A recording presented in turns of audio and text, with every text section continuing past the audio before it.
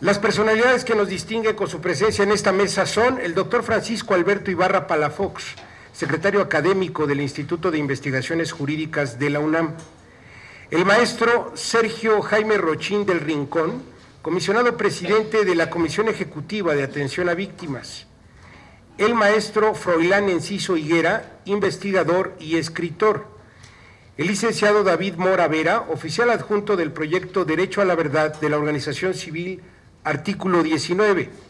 También está con nosotros el maestro Rafael Coello Cetina, secretario general de Acuerdos de la Suprema Corte de Justicia de la Nación. En el uso de la voz como moderadora de esta mesa, la doctora María Patricia Cursain Villalobos, comisionada del INAI.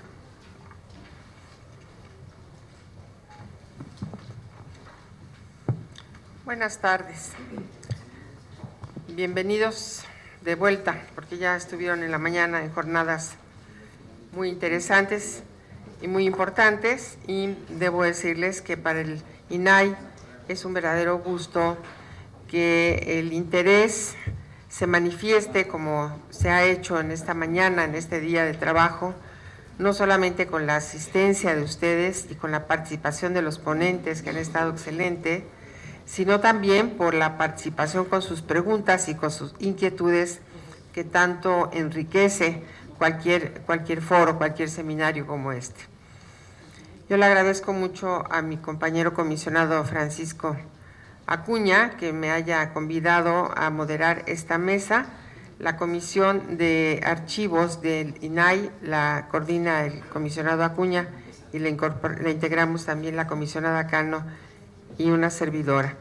Mis compañeros comisionados en este momento no estarán porque esta tarde nosotros tenemos la reunión previa al pleno que tenemos mañana, y entonces yo les digo, pues gracias que me salvaron de estar por allá.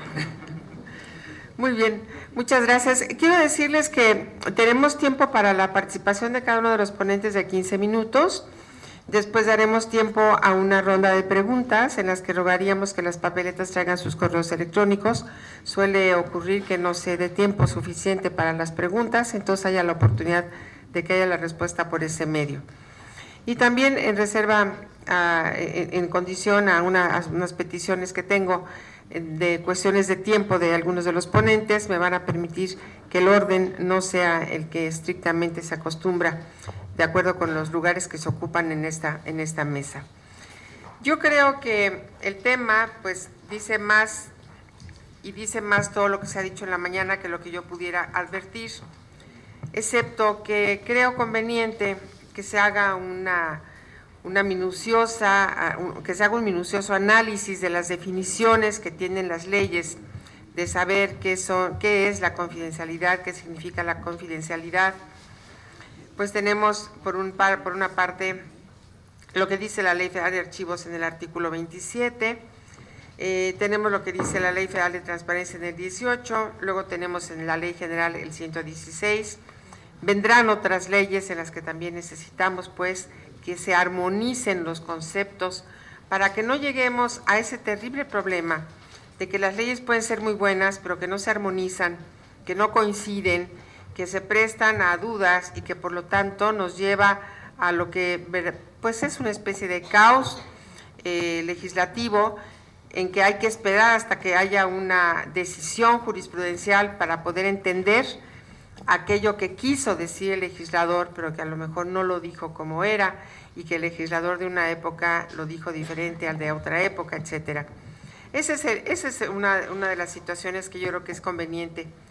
Pero también debo decirles que este tipo de seminarios, este tipo de foros, es lo que nos permite encontrar los cauces y los caminos para poder llegar a esta armonización legislativa y para encontrar también y escudriñar el sentido de las normas en su interpretación y más tarde en su aplicación.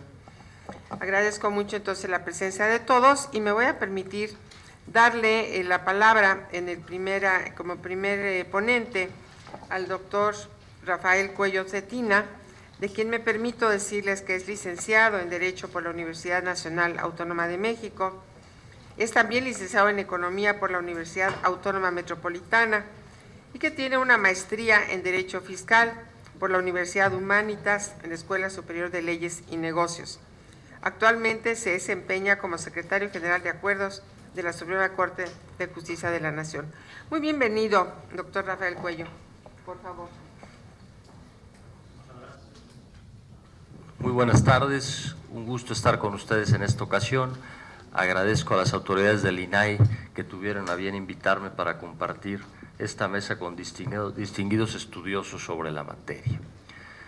El tema sobre el que nos corresponde participar, y les agradezco mucho que me permitan iniciar para poder regresar a las labores en la Suprema Corte, el tema que nos corresponde es hablar sobre los archivos históricos en materia jurisdiccional y específicamente en el caso de la Suprema Corte de Justicia de la Nación.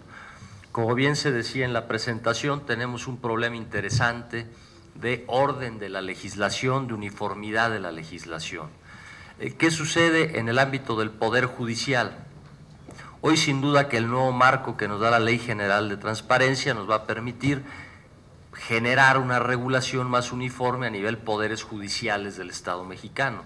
Sin embargo, hay una diferencia sustancial entre la regulación del Poder Judicial de la Federación, otros tribunales federales y cada uno de los tribunales superiores de justicia de los estados de la República.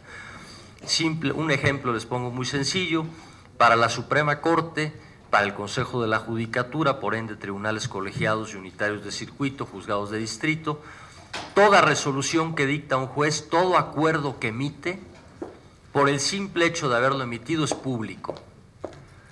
Cualquier persona tiene derecho de acceder a los acuerdos que se van dictando en todos los juicios federales, como regla general. Habrá casos donde, por la naturaleza de lo decidido, imagínense una orden de aprehensión, pues no se podrá tener acceso a esta, pero son casos excepcionales.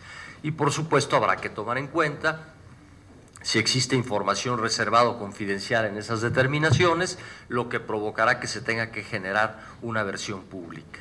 En los demás tribunales del Estado mexicano se interpreta y se ha interpretado las diferentes leyes en el sentido de que, y hoy la Ley General también pudiera dar lugar a eso, desgraciadamente, se ha interpretado que todo lo que obra en un expediente judicial es público o puede ser público hasta que no, o hasta el momento en que se dicta la sentencia que causa estado.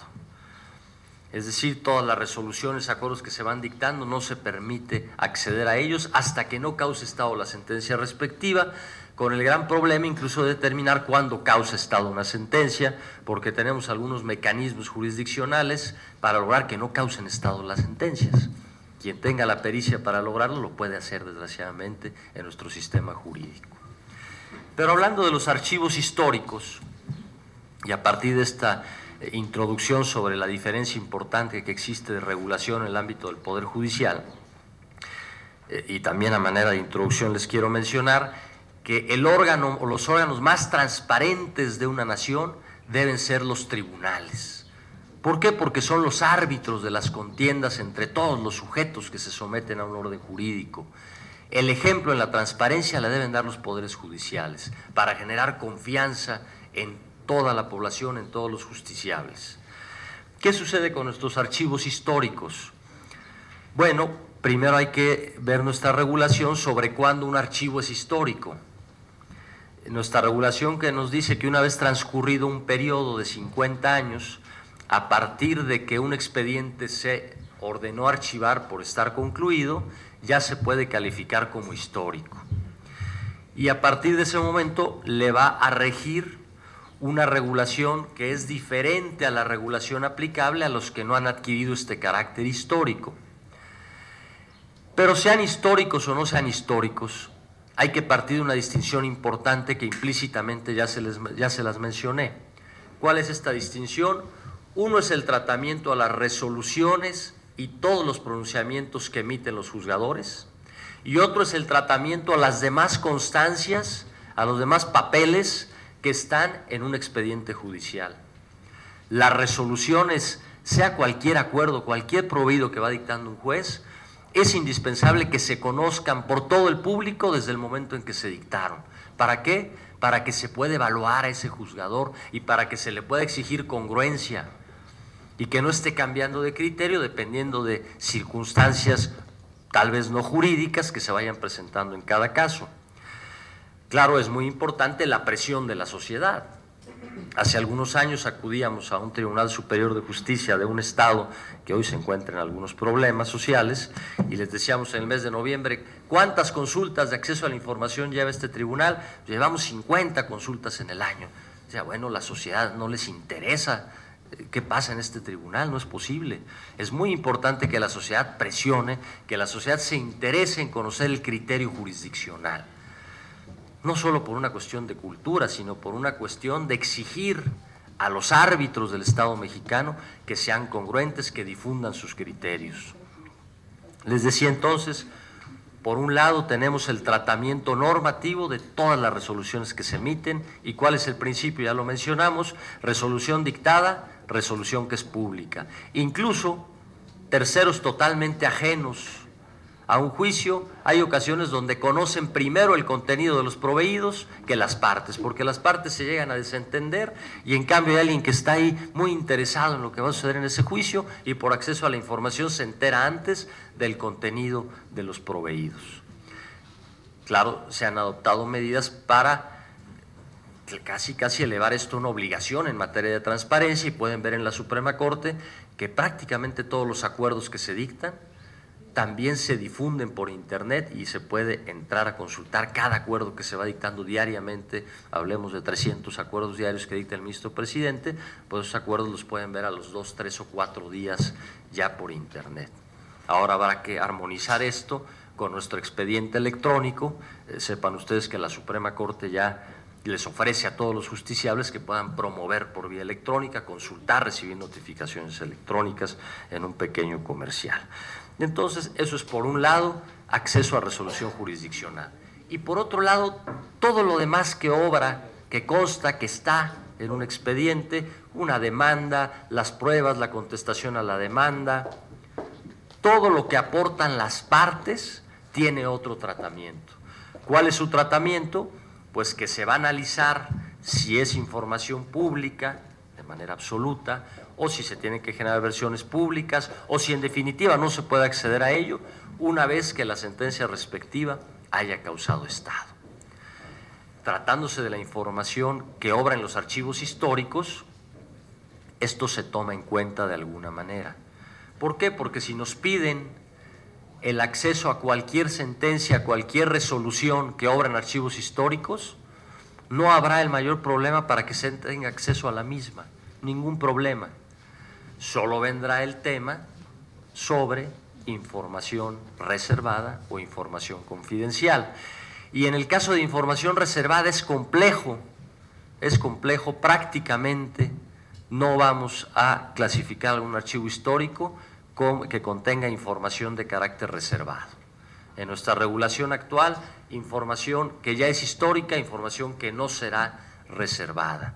Ya su difusión no va a afectar esos bienes jurídicos que la Constitución establece para limitar el acceso del derecho a la información por seguridad pública, por intereses de orden público.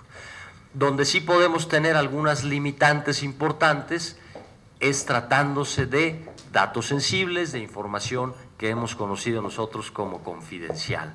Ahí pueden presentarse particularidades. ¿Y qué es lo que sucede? Se han fijado algunos criterios generales, porque si no partimos de estos criterios podemos entorpecer el acceso a la información histórica. Y, por ejemplo, pretender que cada expediente que se pida antes de ponerlo a disposición se haga un análisis detenido de lo que contiene, pues afectaría el desarrollo de las investigaciones respectivas. Se afectaría otro bien también de trascendencia pública, que es el desarrollo de estas investigaciones y la posterior difusión. Por ende, se ha dicho, en principio, solo podrá tomarse en cuenta que hay información confidencial en los expedientes de las materias penal y civil. Penal y civil, sobre todo por cuestiones familiares o cuestiones patrimoniales que no dejan de ser también parte del derecho a la privacidad. Pero también, como regla general, y puede ser discutible, pero asuntos en materia laboral, en materia administrativa, en materia agraria, no opera este análisis de confidencialidad como regla general. Por regla general se va a facilitar el expediente a quien lo solicite sin mayor análisis sobre la información que contiene. Y acepto que también es riesgoso. También es riesgoso porque ahí también pueden haber datos personales importantes. Ante este riesgo y con el fin de fomentar la eficacia del derecho de acceso a la información, ¿qué es lo que se dispuso en la normativa de la Suprema Corte? Bueno, de alguna manera, una transferencia de esa confidencialidad, de ese deber de secrecía, una transferencia hacia quien lo consulta. Habrá que ver hasta dónde efectivamente se da esa transferencia, aunque tendrá que firmar una carta el que consulte ese expediente, donde se comprometa a no difundir aquella información que no sea histórica y que pueda incidir en la vida privada de los titulares de esos datos. Entonces, fíjense cómo se privilegia el acceso a la información y atendiendo al número de años que han transcurrido, bajo una premisa que puede ser derrotable sin duda, se sustenta que se puede dar el acceso, pero transmitiendo ese deber de secrecía a quien va a consultar el expediente. Les digo aquí que es discutible el que se dé esta transmisión, esta transferencia, pero es un mecanismo que se ha ideado para no impedir la consulta, no obstaculizarla, y por otro lado, de alguna manera, generarle una obligación que emana de la propia Constitución al consultante en el sentido de no difundir esa información.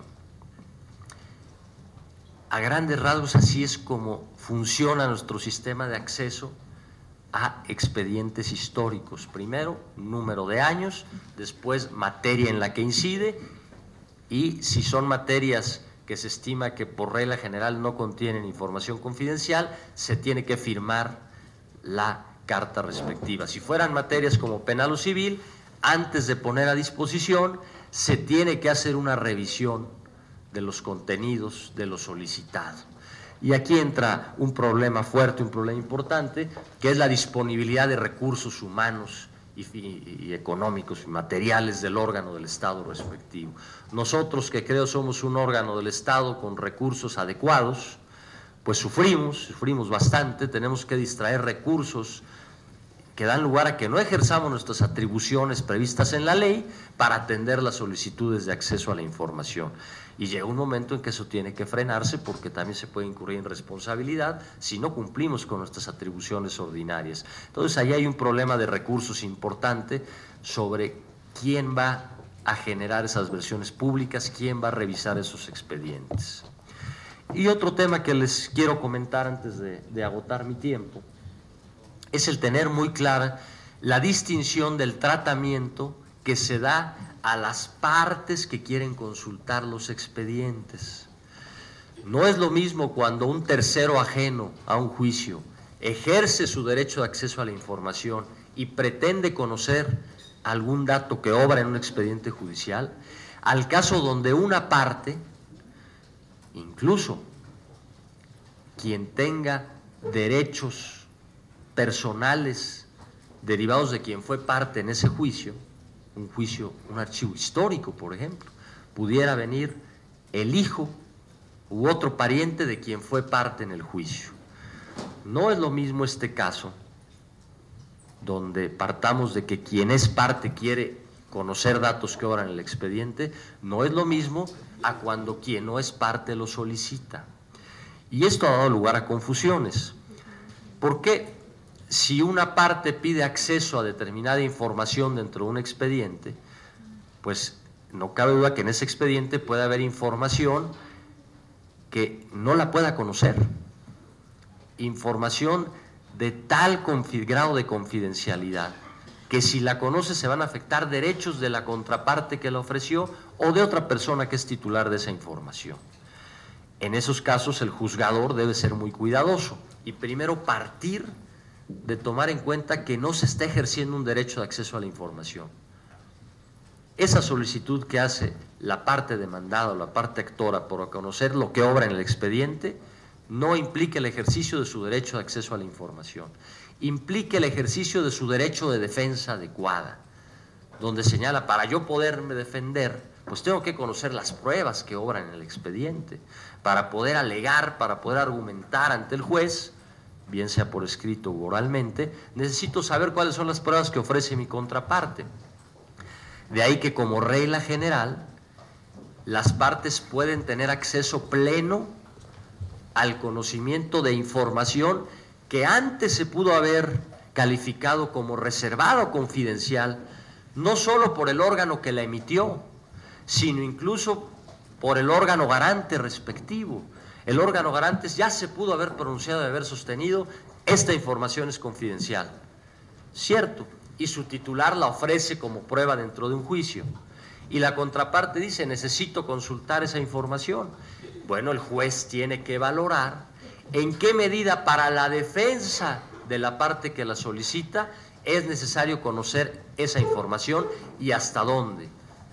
Habrá casos donde le permita la consulta completa de esa información, o habrá casos donde tenga que generar no una versión pública, sino tenga que generar una versión que sea consultable por la contraparte, porque eso que está consultando la parte no lo podrán consultar el público en general. Son derechos diferentes los que se están haciendo valer. Y finalmente, agotando nuestro tiempo, pues también en esta información histórica y en esta información que tenga datos confidenciales, habrá que ver con todo cuidado cómo se aplican las famosas pruebas en su caso, de daño en su caso, de información reservada, y de interés público. Habrá que tener cuidado con lo que se llama por ahí ponderación de derechos, habrá que tener cuidado con el juicio de proporcionalidad y hay que asomarnos a otra vertiente europea importante de la interpretación jurídica que tiene que ver con la delimitación de derechos y con la interpretación integral de la Constitución. Hoy estamos en un punto complejo, no solo en México, sino a nivel mundial, de debate sobre dos posturas que pueden ser complementarias, pero que pueden ser totalmente contradictorias en materia de interpretación jurídica. Muchas gracias por su atención.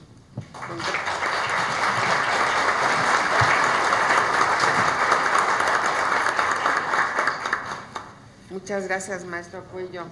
Ha sido muy interesante su exposición.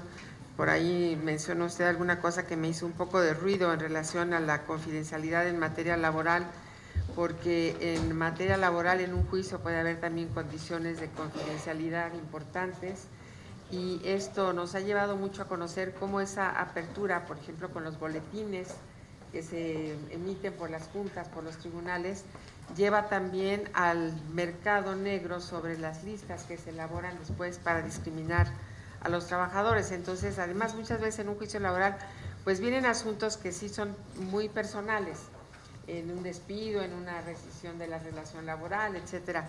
Entonces, resulta también pues muy interesante conocer hasta qué punto lo laboral, que estoy completamente consciente que no es derecho privado, pero que en este caso lo podría llevar al terreno de lo del derecho privado en ese sentido.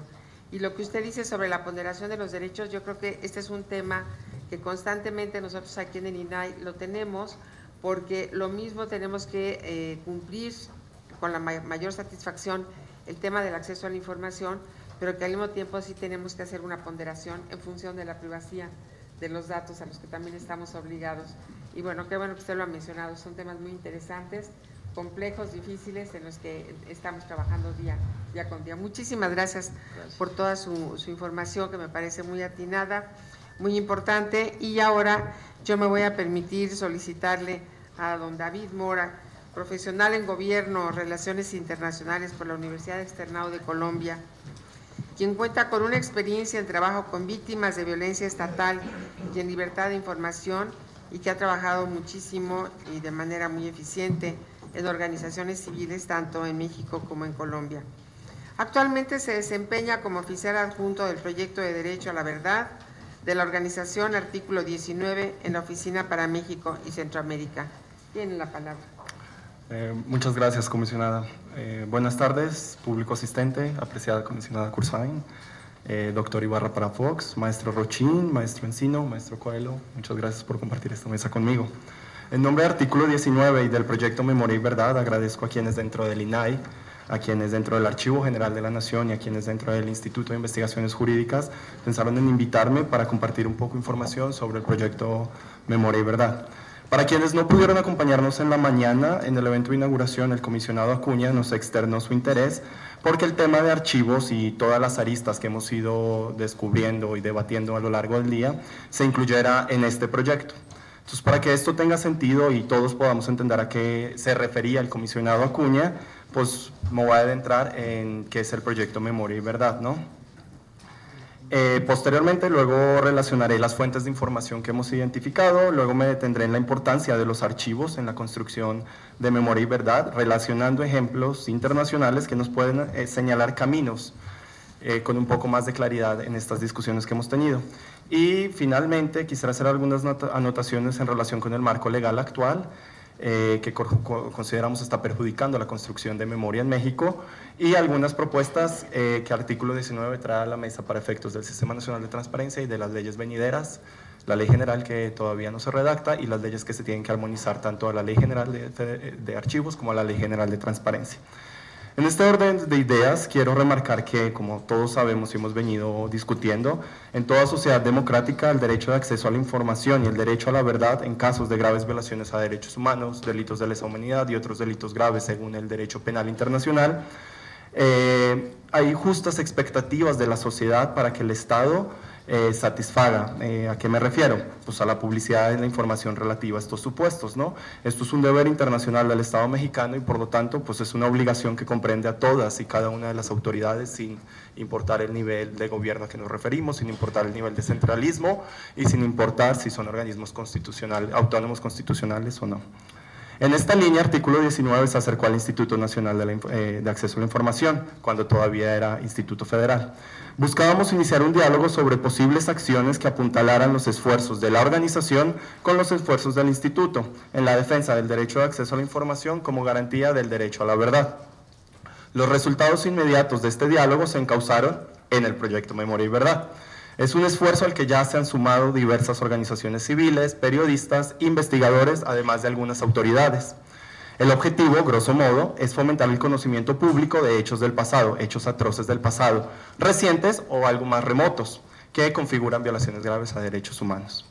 Quisiera enfatizar que el proyecto Memoria y Verdad naturalmente requiere una coordinación y está caído en artículo 19 del Instituto Nacional de Acceso a la Información. Sin embargo, no es una iniciativa exclusiva de los dos actores y tampoco está cerrada a la intervención de nuevos colectivos, personas, organizaciones, autoridades y pues, cualquier otro actor que exprese su interés de ser parte de la misma, ¿no? ¿Cómo fomentamos el conocimiento público? Bueno, esto lo hacemos a partir de buscar y recopilar información de múltiples fuentes que abarcan naturalmente la información natural y primariamente la información que se ha desclasificado o se ha liberado en estos 10 años, ya 12 años que opera el sistema de transparencia en México, ¿no? Estamos hablando de solicitudes, respuestas, recursos de revisión, alcances en los recursos de revisión y finalmente la respuesta final. También estamos hablando de fuentes oficiales que se han identificado, como los archivos de la Suprema Corte de Justicia de la Nación, en particular en los casos que ya causaron estado, de aquellos que investigó cuando tenía la facultad del 97 constitucional, archivos de sujetos obligados y en este rubro, naturalmente, ciertas colecciones del Archivo General de la Nación. También hemos contemplado otras fuentes que se escapan de este rubro, como la documentación de diversas organizaciones de la sociedad civil que han acompañado víctimas y colectivos de víctimas, documentos desclasificados de Estados Unidos, y en esto nos está apoyando alguien que participó en las mesas de antes, Michael del National Security Archives, y unos leaks de otras fuentes. Todo este cúmulo de información que ya empezamos a buscar y que vamos a recopilar será procesada, estructurada y presentada en diferentes productos: infografías, textos, mapas con geolocalización, material audiovisual, estadísticas, líneas de tiempo, dentro de otros. La idea es que todos estos materiales están disponibles en una plataforma que permita que tenga un motor de búsqueda lo suficientemente potente para que con una búsqueda de texto nos arroje todos los posibles resultados, ¿no? Pero también la idea es que esto funcione como un repositorio de información para que cualquier persona, archivista, investigador, historiador, que esté interesado y quiera explotar esta información de otra manera que los productos que nosotros hemos ofrecido, perfectamente la pueda descargar y pueda darle el uso que quiera. Todas estas acciones las llevamos a cabo, claramente, convencidos de que la dimensión colectiva del derecho a la verdad exige al Estado divulgar de forma proactiva la más completa verdad histórica posible.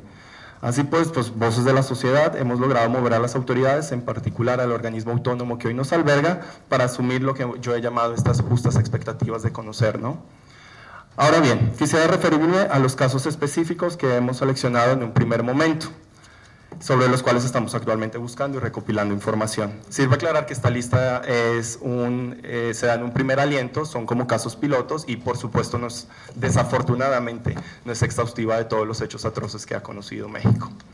Estamos hablando en primer lugar de hechos relacionados con casos que anteriormente ya han sido catalogados como violaciones graves de derechos humanos, por la Corte Interamericana, por el Poder Judicial de la Federación, por la CNDH. En estos tenemos, por ejemplo, el periodo conocido como Guerra Sucia, Tlatelolco, el Halconazo, Acteal, Aguas Blancas, los feminicidios de Ciudad Juárez a partir de la resolución de Campo Algodonero, la guardería ABC y más recientes como hechos del 2011 en Ayotzinapa, la ejecución de 2 normalistas y los demás heridos y detenidos que produjo este suceso y la masacre de Tlatlaya, considerada grave violación por la Comisión Nacional de Derechos Humanos. En segundo lugar, el cuadro que tenemos en la mitad, espero que hasta atrás podamos apreciar, son aquellos hechos en los que el Instituto Nacional ya ha ordenado la publicidad de la información derivada de un análisis de la trascendencia social o este famoso análisis prima facie.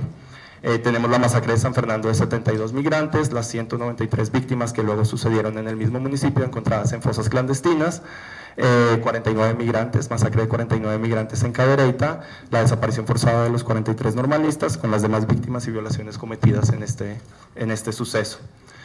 Finalmente, el tercer recuadro, a mi extrema derecha, supongo que a extrema izquierda de ustedes, tenemos previsto recuperar información cuantitativa relacionada con violaciones que el derecho internacional de los derechos humanos ya ha ido reconociendo como violaciones graves. Desaparición forzada, masacres, ejecuciones, arbitrarias, sumarias o extrajudiciales, tortura, desplazamiento forzado y recientemente, en una jurisprudencia, la autotología bastante reciente, la violación sexual, incluyendo la esterilización forzada.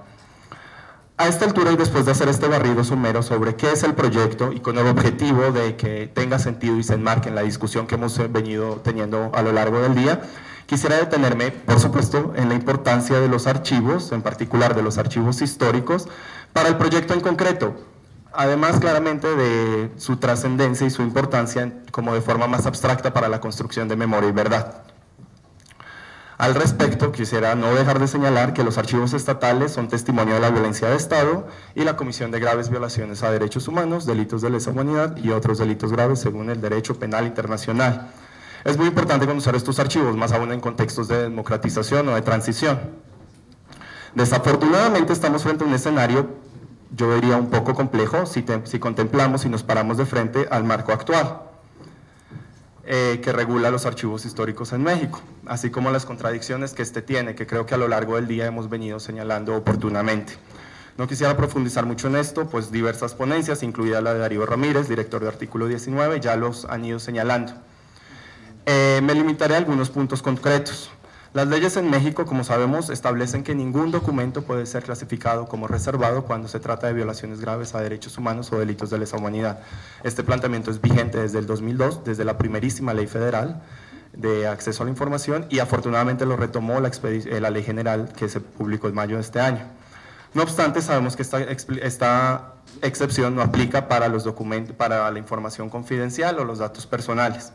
Así las cosas, pues tenemos 3 escenarios, teniendo en cuenta que son 3 tipos de archivos los que maneja cada sujeto obligado, de trámite, de concentración e histórico, pues tenemos los 3 escenarios que podemos ver en la pantalla, ¿no? Los documentos que están dentro del archivo de trámite relacionados con estos asuntos, con estos temas, los documentos dentro del archivo de concentración relacionados con estos temas y los documentos históricos que nos permiten tener una idea de las violaciones graves y a derechos humanos y otros hechos atroces del pasado. Para el escenario 1 y 2, creo que aplicando la normatividad vigente, los sujetos obligados simplemente están obligados a entregar versiones públicas que clasifiquen exclusivamente la información confidencial de víctimas y de terceros interesados. Víctimas, bueno, ya dije víctimas, perdón, familiares, testigos, operadores de justicia, por ejemplo. Respecto a los ofensores comprobados, creo que el nivel de publicidad que se debe exigir es superior, ¿no? Como bien se ha señalado, no encontramos debate alguno en los dos primeros escenarios. Una versión pública perfectamente nos evita gastarnos en debates. El tercer escenario, sin embargo, es diferente. Me refiero a los documentos históricos. Nuestra invitación inmediata, no solo al Archivo General de la Nación, sino a los archivos históricos de sujetos obligados, será, lógicamente, como lo hemos venido sosteniendo, la difusión amplia e irrestricta de los documentos históricos. No puedo dejar de señalar de nuevo, con temor a ser tautológico y repetitivo, que cuando un documento agota su valor administrativo, jurídico, fiscal o contable y solo mantiene su valor histórico para la preservación a largo plazo, la privacidad de los datos personales de terceros contenidos en este documento adquieren un valor notoriamente menor que el interés público que adquiere el documento histórico. En efecto, si la difusión de un documento histórico puede afectar el ámbito privado, el ámbito íntimo de una persona, es porque todavía no debe ser un documento histórico. Me refiero, por ejemplo, a expedientes judiciales, a averiguaciones criminales, averiguaciones previas. Es un ejemplo. Si la publicidad afecta los derechos de víctimas, procesados y terceros interesados, pues es porque todavía debe ser un documento o de archivo de trámite o archivo de concentración y todavía no debe ser catalogado como un documento histórico. ¿Por qué? Porque sus valores intrínsecos judiciales siguen muy vigentes, siguen muy presentes. En cuanto se agoten, por X o Y razón, pasa a ser un documento de archivo histórico y no tendría por qué afectar. El principio es que un documento histórico es público. Partimos de ese principio. Me permito reiterar, el ejemplo anterior era en relación con los dos primeros escenarios, no es en relación con los documentos históricos. Para soportar este argumento no puedo dejar de señalar algunos ejemplos de otros países en los cuales la ponderación de la publicidad y la privacidad en documentos históricos, lamento decirlo, no es un debate.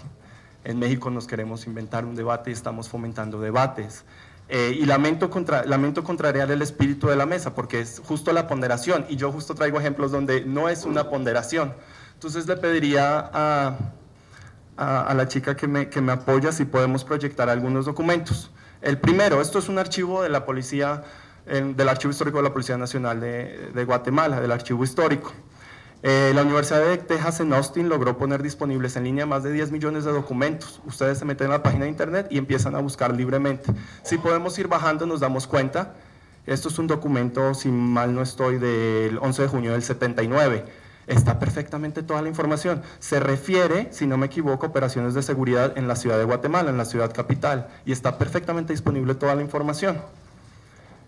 Quisiera poner otro ejemplo. En una escala menor, no 10 millones de documentos, pero igual de suma importancia, el National Security Archives hizo un esfuerzo muy interesante junto con la Corte Suprema de Justicia de Paraguay y la Universidad Católica de Asunción para estructurar el acervo completo de los archivos del terror de la era Stroessner. Esto ha permitido que más de 66,000 registros se hayan levantado y están en un proceso de digitalización. En particular, si podemos pasarnos por favor al segundo PDF, se digitalizaron 246 documentos para su amplia difusión relacionados con el rollo 143. El rollo 143, para no extenderme, es cómo operaba la operación Cóndor, cómo se entregaban personas argentinas entre los países del Cono Sur para eventualmente el destino era pues los vuelos de la muerte. Aquí perfectamente podemos apreciar, y espero que al final también lo puedan hacer, nombres, edades, relaciones filiales, etcétera, etcétera, etcétera. Si pasamos por favor al documento, al tercer PDF, también es sobre el rollo 143, sobre la operación Cóndor, y aquí incluso tenemos imágenes, por ejemplo, hijo de, o sea, las relaciones, etcétera, etcétera. No es una discusión que se haya tenido. Ahora bien, en un ánimo de sano contraste para ver en qué punto estamos en México en relación con la construcción de memoria, pido si por favor proyectamos el PDF 4. El PDF 4 es una versión pública generada por el Archivo General de la Nación, elaborada oficialmente por ustedes, por quienes nos acompañan aquí del Archivo General. Está ubicado dentro del Fondo de Dirección Federal de Seguridad. Perdón por las fotos, evidentemente no soy un fotógrafo, pero sí podemos bajar con un poco más de prisa, porque creo que se me acaba el tiempo, comisionada. Quisiera llegar a unas hojas donde estamos clasificando información y estamos haciendo de un documento con un valor interesantísimo, lo estamos haciendo inútil. Ejemplos como las hojas que siguen. Primero, el material ya está desgastado y segundo, estamos clasificando en esta manera. Esto es una versión pública elaborada por el Archivo General de la Nación. Esto es un ejercicio de sano contraste. Pensemos en qué estamos haciendo con la construcción de la memoria histórica en México. El concepto de histórico confidencial está legitimando lo que tenemos en la pantalla, ¿no? Considero pues que los ejemplos son bastante elocuentes, ¿no? A riesgo de pasarme un minuto, quisiera saltarme y retomar que la invitación que hacemos desde el proyecto Memoria y Verdad, pero también y aquí sumo voces de historiadores que han opinado en las rondas de preguntas, periodistas, investigadores, es que estamos perjudicando el quehacer histórico, estamos impidiendo que se construya historia contemporánea, historia muy reciente para México. Entonces nuestra invitación, francamente, en el marco del proyecto Memoria y Verdad, que más adelante nos acercaremos más puntualmente, es precisamente encontrar caminos para una difusión amplia y restricta de los documentos históricos, buscando que se vuelvan útiles para la reconstrucción, ¿no?, del pasado violento reciente de México.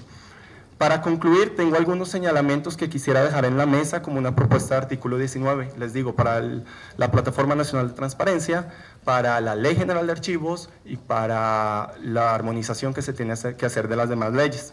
En materia de sujetos obligados y de archivos históricos. Primero, ningún documento histórico puede permanecer dentro de los sujetos obligados, necesariamente debe ser transferido al Archivo General de la Nación o a los archivos históricos estatales correspondientes.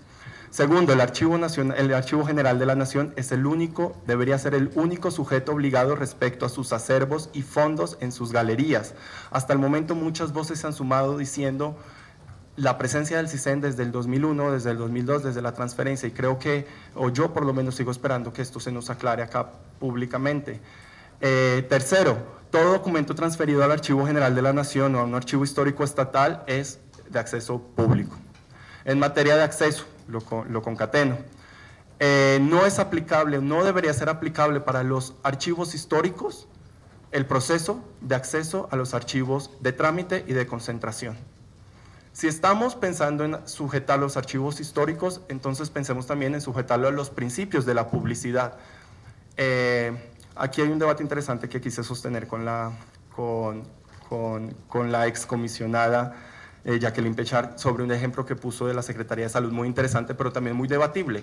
Entonces estamos violando el principio de libertad de acceso. Cualquier persona podría acceder a la libertad a los archivos de una dependencia sin justificar el uso. Si lo sujetamos, eso es un principio constitucional, está en el 6º. Si sujetamos el acceso a que sea para una investigación de trascendencia nacional, estamos violando el principio. Entonces, por eso creo que no debemos sujetar el acceso a los históricos con las mismas armas que tenemos para el acceso a los de trámite, a los de concentración. Son archivos de naturalezas muy diferentes, muy diversas, y no podemos tratarlos a los tres tipos de archivos como con el mismo rasero. Y para finalizar, en otros ámbitos, artículo 19 considera que es supremamente importante reconocer la importancia y el valor histórico, político, cultural de los documentos de violaciones graves a derechos humanos para que hagan parte del patrimonio documental de la nación. Hasta ese nivel consideramos que es tan importante conservarlos. Segundo, invitamos a que el Archivo General de la Nación contribuya de manera participativa acopiando, sistematizando, difundiendo archivos de graves violaciones a derechos humanos y apoyando iniciativas de la sociedad civil en todas sus expresiones, organizaciones, periodistas, académicos, investigadores, historiadores, etc.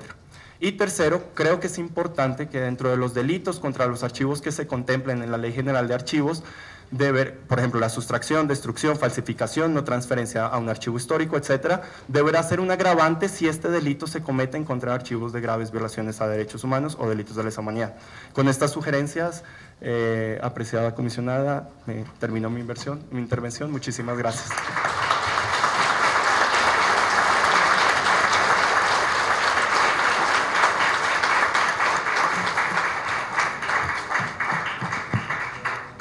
Precisamente este tipo de reuniones es para que se establezcan los puntos de debate, para que se puedan debatir y para que cada quien vaya formando su opinión o tenga enriquecimiento de las ideas que se tienen.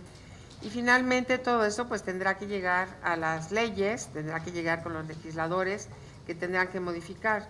Yo quiero recordar solamente que el artículo 4 de la Ley Federal de Archivos, en la fracción 6ª, define al archivo histórico como la fuente de acceso público y unidad responsable de administrar, organizar, describir, conservar, etcétera. Quiero decir con esto, no los voy a aburrir con la lectura de los artículos que a lo mejor conocen mejor que yo, pero quiero decir que de hecho tenemos legislación y que lo que nos interesa en algún momento es poder llegar a saber muchos de los conceptos que dicen las leyes, ¿qué es esto? ¿Cómo los vamos a interpretar?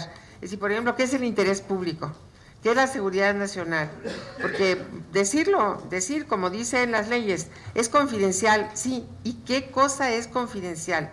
Porque lo que determina la ley es una cosa, lo que pueda ser el concepto como tal es otro. Y finalmente, a lo que tenemos que sujetarnos es hacer lo que las leyes digan. Y de ahí que tengamos que buscar que las leyes se hagan lo mejor posible. Muchísimas gracias por su intervención y ahora le vamos a dar el uso de la palabra al doctor Ibarra Palafox, quien es licenciado de Derecho por la Universidad Nacional Autónoma de México, de la cual también es doctor en Derecho, además de que tiene una maestría en Teoría Política por la London School of Economics and Political Science. El doctor Ibarra Palafox es investigador y catedrático en la Universidad Nacional Autónoma de México en la División de Estudios de Posgrado de la Facultad de Derecho. Como digo, es investigador y actualmente secretario académico del Instituto de Investigaciones Jurídicas. Tiene varias obras, recientemente presentó una que no viene aquí el nombre, pero entre algunas de las obras tiene Minorías etnoculturales y Estado Nacional, y ha sido, desde luego, como le digo, coordinador de varios libros, pero tú nos puedes decir, Francisco, cuál es el título de tu última obra, a cuya presentación, por cierto, no pude asistir, que me dio muchísima pena, pero que sé que es una obra muy interesante. Gracias.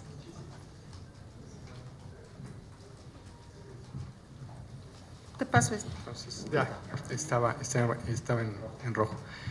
Muchísimas gracias, doctora Cursain. Buenas tardes a todos y a todas, buenas tardes a este distinguido presidium. Patricia, afortunadamente vamos a hablar del libro nuevamente, entonces la presentación en algún sentido se tendría que repetir, será nueva para algunos de nuestros invitados, porque precisamente este libro trata sobre el acceso a la información, el acceso a la información pública. Quisiera contarles un poco la historia de este libro. Tengo que mostrarlo, puede ser considerada, bueno, no necesariamente una presentación, sino, bueno, viene muy al caso, es la privatización de la banca en México.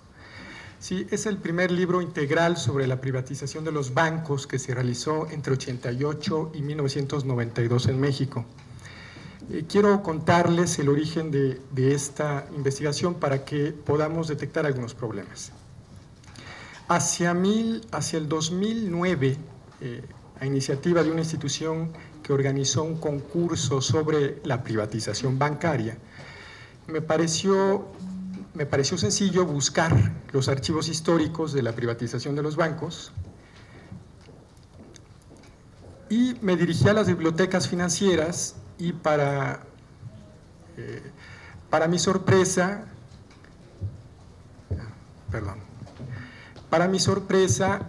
no había en las bibliotecas financieras nada de la privatización de los bancos. Busqué los libros blancos, busqué las licitaciones, busqué los contratos, en fin, la serie de documentos que se tenían que haber producido con motivo de la privatización bancaria ejecutada aproximadamente entre el 91 y 93. Hecho esto, me dirigí a las hemerotecas, organicé un grupo de investigación y me dirigí a las hemerotecas y para mi sorpresa, y aquí es un mérito, yo reconozco la gran labor que hacen los periodistas en México, muchas veces no reconocida suficientemente, pero para mi sorpresa encontré mucha información política en los periódicos mexicanos. Revisé años completos del Financiero y El Economista y revisé las secciones económicas de los principales diarios mexicanos, El Universal, el Excelsior de esa época, revisé también algunas revistas políticas de la época. Hecho ese trabajo, tenía yo un panorama general de lo que había sucedido con la privatización bancaria. Desde luego también busqué todos los documentos jurídicos que no era difícil encontrarlos porque estaban en el Diario Oficial de la Federación. Los busqué, los conseguí, los analicé y a partir de ese análisis solicité a la Secretaría de Hacienda y Crédito Público que me entregara los archivos de la privatización. Le indiqué qué documentos necesitaba porque sencillamente los extraje, más o menos pude decir qué documentos era, porque las convocatorias públicas que se lanzaron señalaban este tipo de documentos. Hacienda me dice, hice la solicitud en 2009 a través del sistema de información, todavía no teníamos esta ley, ya estaba la ley de acceso a la información anterior. Hacienda me dice, son inexistentes, ¿no? Clásica respuesta, me dice, son inexistentes porque han pasado 18 años de la privatización, lo cual parece poco cuando vemos que la reserva son de 12 años, ¿no?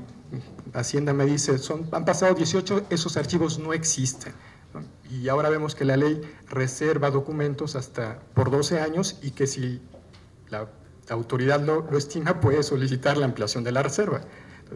Es decir, podemos actualmente acceder a documentos después de 12, 14 o 20 años.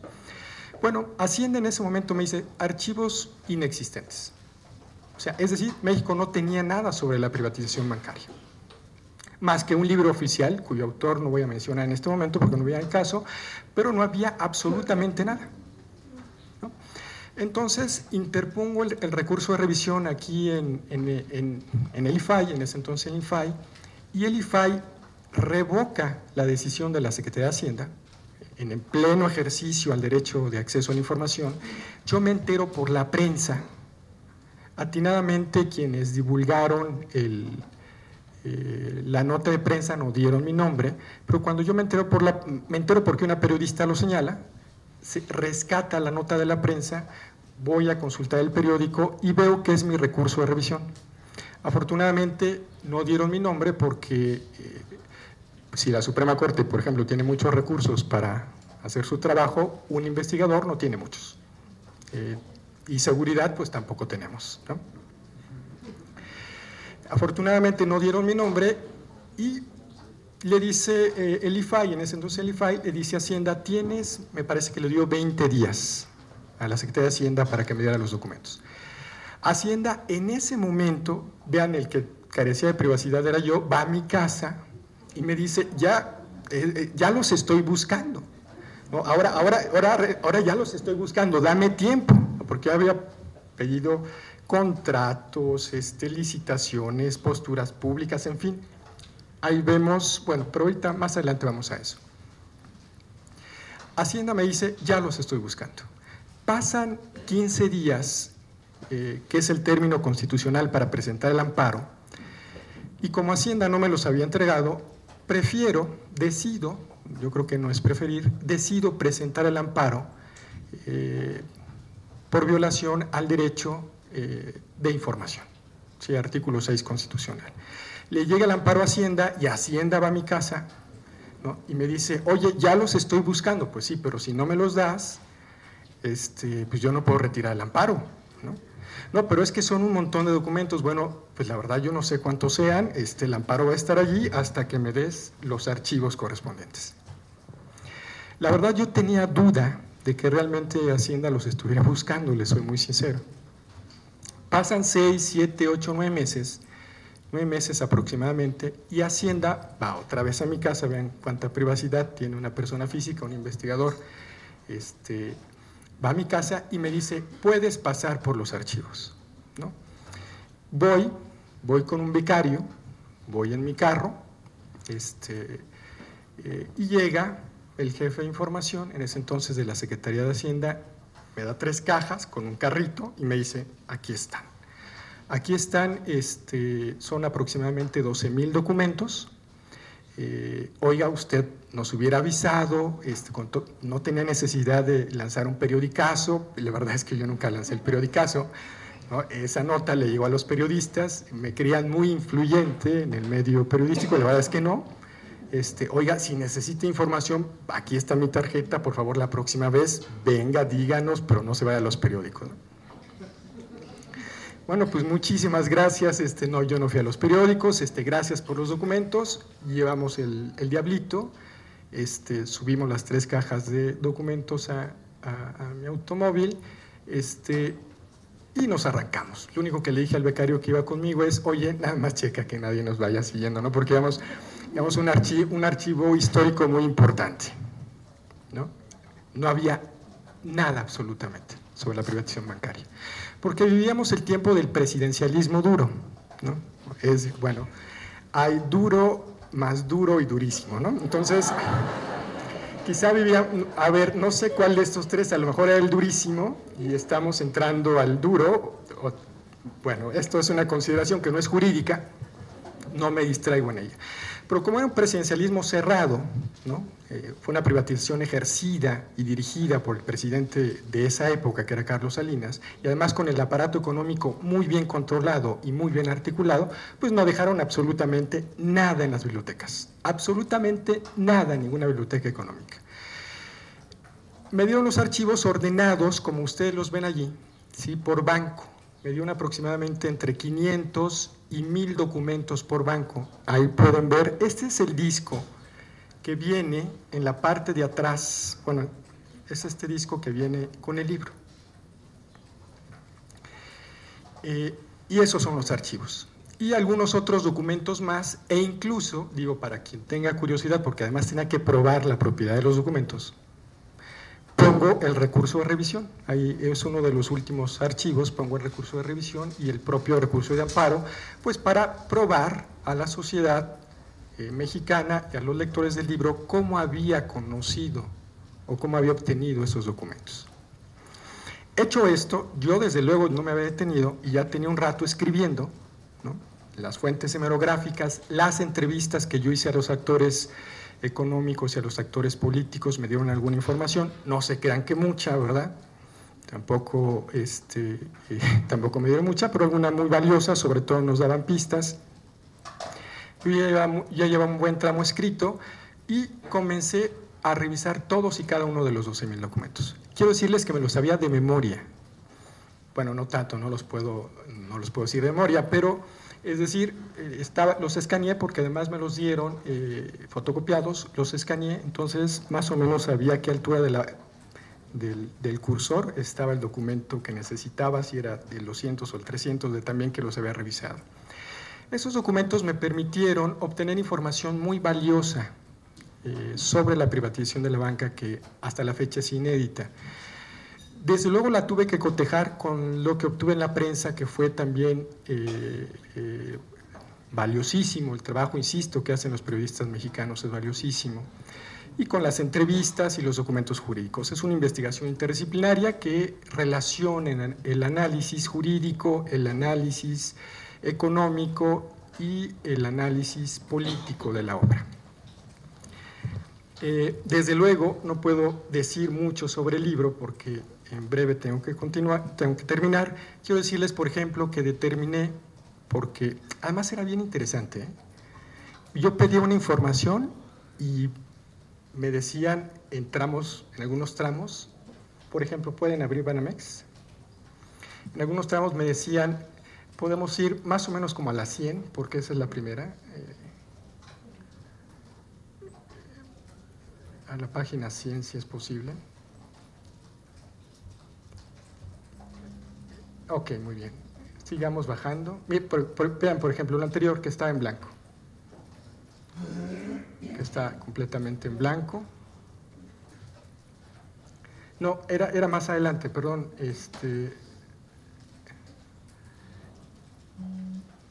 Más adelante.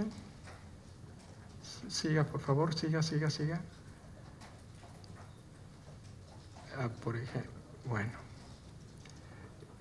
Pasamos por allí. Mira, ahí, quédense, por ejemplo, en esa página.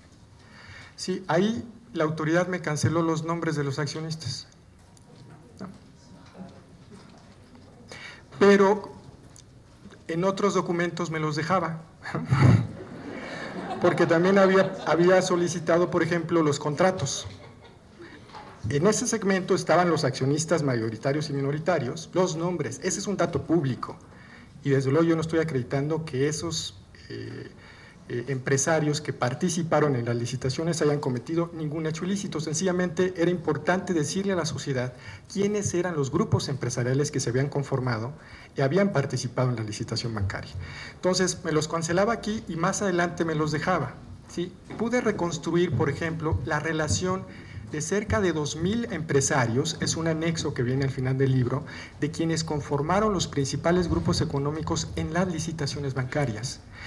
Me dieron información que, por ejemplo, yo no pedí, pero que venía en los documentos solicitados, donde me dijeron el monto de deuda,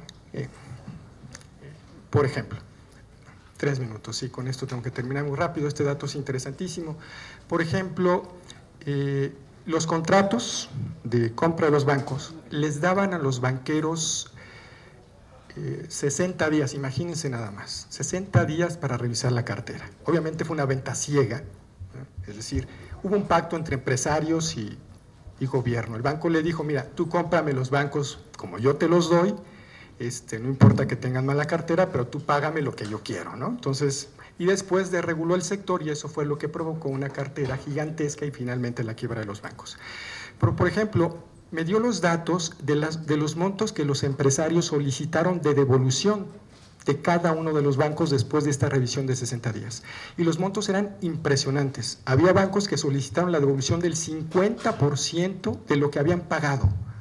Hubo uno que pidió el 70%, otros 30, 45, algunos 15. El promedio era 30% de lo pagado. Un dato público que nunca supimos, lo cual prueba que los bancos privatizados los vendió el Estado con mala cartera, con deuda incobrable, ¿sí? Pero los empresarios guardaron silencio a cambio de que el gobierno desregulara el sector. Desreguló el sector del gobierno y los empresarios entonces recuperaron lo que habían obtenido en las licitaciones, el doble y el triple, y mucho de ese dinero fue a parar a las empresas de ellos o de sus amigos. En fin, los datos pueden ser, la información es muy rica. Quiero decirles que desde luego estoy a favor, y con esto tengo que concluir, estoy a favor de la amplia apertura de los documentos históricos. Me queda muy claro que hay datos confidenciales que sí deben estar considerados de esa manera. No era el caso aquí. Aquí no había delitos de lesa humanidad, ¿no? Esencialmente tenemos nombres de empresarios, montos de compra. Sí detecto la irregularidad en muchos procedimientos, los pruebo, jurídicamente se saltan reglas o abiertamente las violan, etcétera. Pero estoy a favor de la apertura de los documentos. Y en particular me preocupa, y con esto tengo que terminar, la reserva que tenemos actualmente de 12 años. Creo que es una reserva excesiva. Pienso, por ejemplo, en la privatización energética. Bueno, eso es un eufemismo, en la privatización del petróleo. Porque es una privatización, hay que llamarla, políticamente es una privatización. Es decir, la Constitución y las leyes reglamentarias permiten que los particulares participen en la producción y en la exploración de petróleo.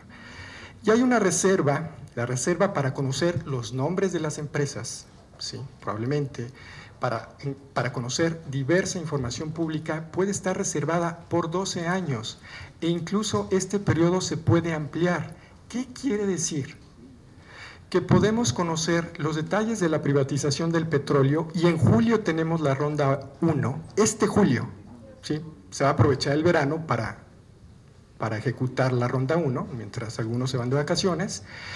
Podemos conocer los datos de la privatización del petróleo hasta de 12 años y si alguien lo solicita, pueden ser muchos más años. Es decir, un libro sobre la privatización petrolera, que va a ser la siguiente privatización más importante después de esta, porque esta fue la más grande que hizo el gobierno hasta antes de esta que viene, no la podremos conocer hasta de 12 o 14 o 24 años. Me parece verdaderamente demasiado tiempo. Creo que en este sentido sí la ley debería flexibilizarse para que la reserva fuera menor. No veo realmente el riesgo a la estabilidad económica con que conozcamos quiénes son los participantes en las licitaciones que vienen aquí en julio. Pues de mi parte es todo. Muchísimas gracias por su atención.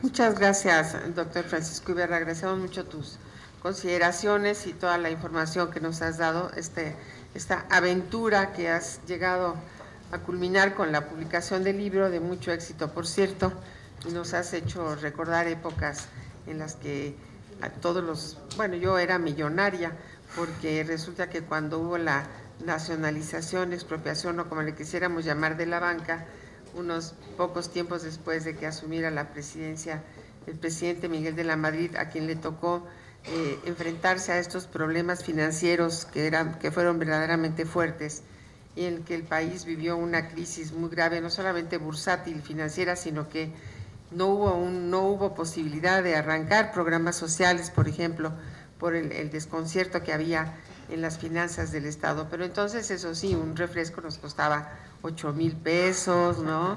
Los sueldos eran altísimos, porque en vez de ganar 10, 20, pues eran de 200,000 pesos, en fin, ¿no? Entonces sí, es una época muy complicada en la que hemos vivido a partir de entonces. Yo creo que no hemos llegado todavía a una reposición, lo estamos viendo ahora también con estos temas de la fluctuación de nuestra moneda y con grandes problemas. Te felicito por tu trabajo, muchas gracias por la información. Gracias. Y ahora le voy a rogar, por favor, a nuestro amigo, el maestro licenciado Froilán Enciso Higuera, quien es licenciado en Relaciones Internacionales por el Colegio de México, doctorando en el Centro de Estudios Mexicanos de la Universidad de California en San Diego y destacado investigador en temas de narcotráfico. Froilán Enciso ha sido investigador en Los Angeles Times, consultor de la Red de Archivos Diplomáticos de la Cumbre Iberoamericana, así como asistente de investigación de diversas instituciones académicas, editoriales y medios de comunicación. Muchísimas gracias. Gracias por su participación. Muchísimas gracias, comisionada. Y antes de empezar mi intervención, tengo una curiosidad con este nutrido público. Yo voy a hablar desde la experiencia de quien consulta archivos. Entonces me gustaría saber, en el público, ¿cuántos de ustedes han consultado un archivo histórico? Levanten la mano, por favor. Son un montón, o sea, aquí son casi la mitad. Y pues, entonces me congratulo, creo que se justifica mi presencia aquí para hablar desde ese punto de vista. Desde el punto de vista de la experiencia de la consulta, no tanto desde la legislación, no tanto desde el activismo social, sino desde la experiencia de la consulta. Ahora, como tengo tantas anécdotas, porque pues sí me ha tocado estar en archivos municipales, estatales, judiciales, incluso en alguna ocasión intenté encontrar el archivo histórico de la Cámara de Diputados, y pues no tuve mucho éxito. Encontré unos diarios de sesiones por ahí. Entonces, he recorrido muchos archivos y desde este punto de vista, para representar ese punto de vista, es que preparé un textito que se titula Las voces de las víctimas en el acceso a archivos confidenciales históricos de nuestra República Federal.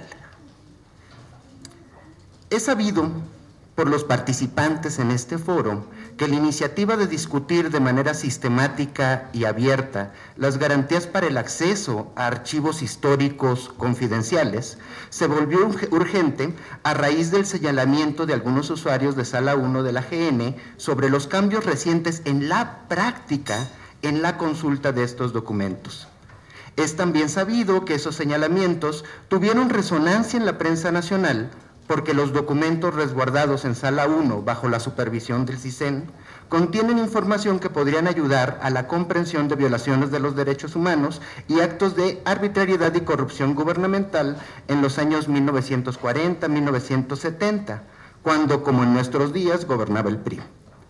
Por eso, quiero iniciar mi intervención agradeciendo a Ángeles Magdaleno y Jacinto Rodríguez Munguía y esos otros investigadores que crearon un espacio en la discusión pública para reflexionar sobre este tema tan olvidado y al que dedicamos tan poquitos recursos nacionales, los archivos. Bien dicen que con los radicales uno puede estar de acuerdo o no, pero su pensamiento crítico es fundamental para seguir pensando, como estamos intentando hacer aquí.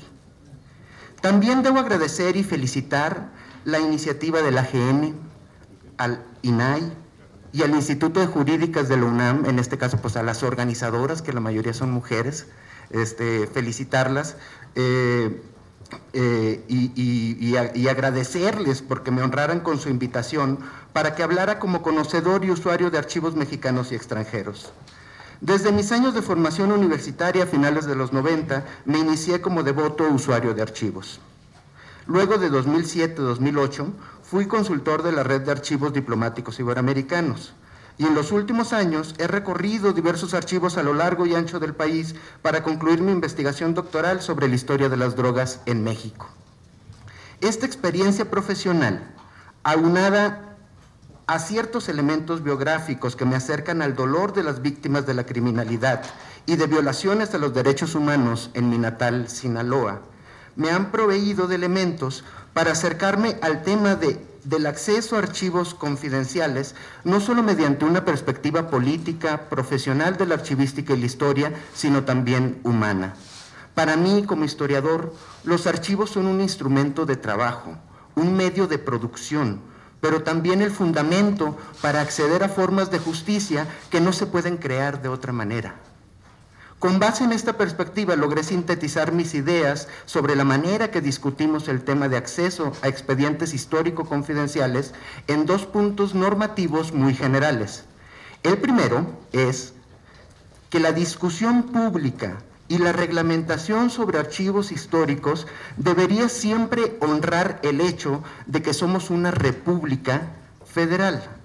Segundo, debemos recordar que la protección de los derechos humanos no es unidireccional, también hay víctimas indirectas, y que la protección de garantías en conflicto es jurídica y humanamente relevante, sobre todo para los más débiles.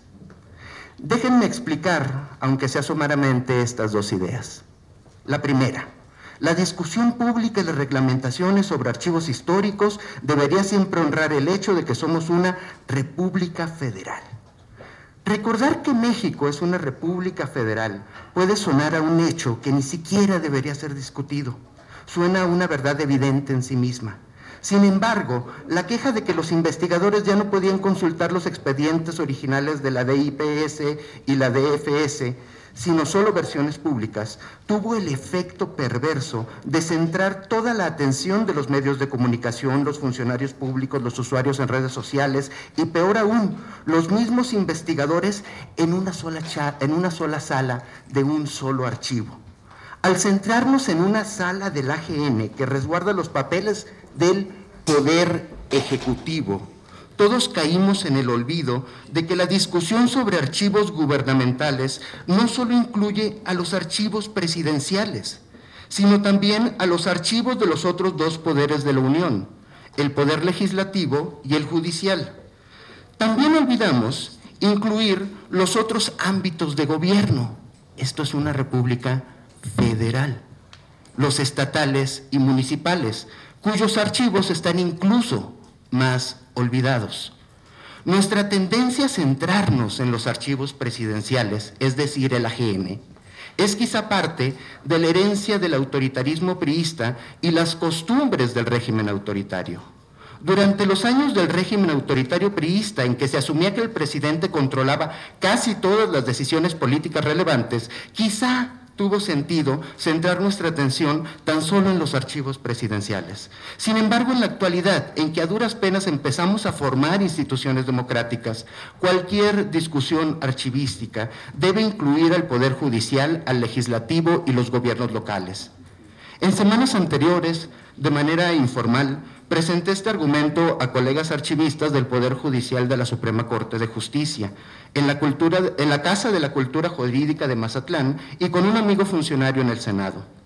Mi amigo en el Poder Legislativo aceptó, sin chistar, que la situación archivística está en pésimas condiciones en este poder de la Unión. Las reglamentaciones son vagas, sujetas a la interpretación de los funcionarios y sin ninguna infraestructura para realmente crear un proceso archivístico completo, es decir, que permita la creación de un archivo histórico del poder legislativo.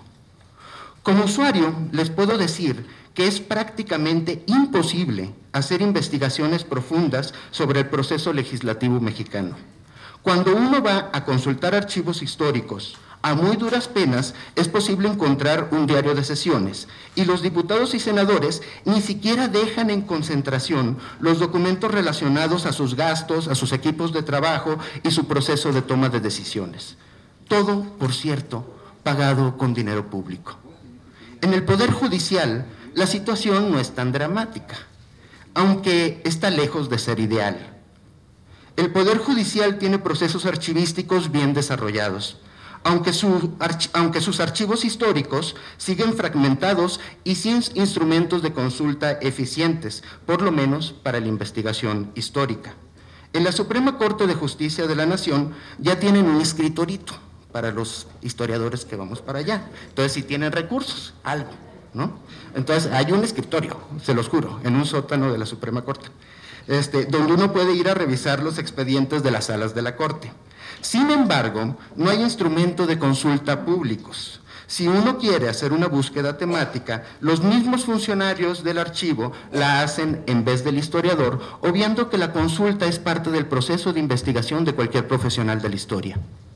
En el caso de los juzgados de distrito y circuito, ya hay documentos históricos disponibles hasta 1950 en unas casas de la cultura jurídica que están alrededor del país, aunque no queda claro cuándo van a empezar las transferencias de la documentación de años posteriores, que aún está concentrada en un centro archivístico judicial en Toluca. Además, no queda claro por qué en las casas de la cultura jurídica no se permite la reproducción de documentos por medios digitales tan frecuentes en otros archivos históricos. En el caso de los archivos de los gobiernos de los estados, aunque no los conozco todos, puedo decir que en general se trata tristemente de archivos muertos, es decir, de bodegones de cajas sin control de humedad o temperatura en proceso de descomposición, sin orden alguno, ni mucho menos instrumentos de consulta actualizados. Habrá sus excepciones, pero en general los archivos de los estados no tienen recurso alguno. En el mejor de los casos sobreviven gracias al esfuerzo de cronistas locales que cuando se presenta algún investigador foráneo como yo, le muestran instrumentos de consulta envejecidos que en alguna ocasión permitieron la consulta de uno que otro tesoro histórico. Otras veces, estos documentos de consulta dan fe de que los documentos han sido saqueados. En el peor de los casos, como en Veracruz, por ejemplo, los archivistas se comportan como políticos o funcionarios de inteligencia que condicionan la consulta a las proclividades ideológicas del investigador. Sobre los archivos municipales, solo puedo decir que su existencia son las excepciones. Unos pocos alrededor del país funcionan, como el de Monterrey, el de Chihuahua y algunos otros.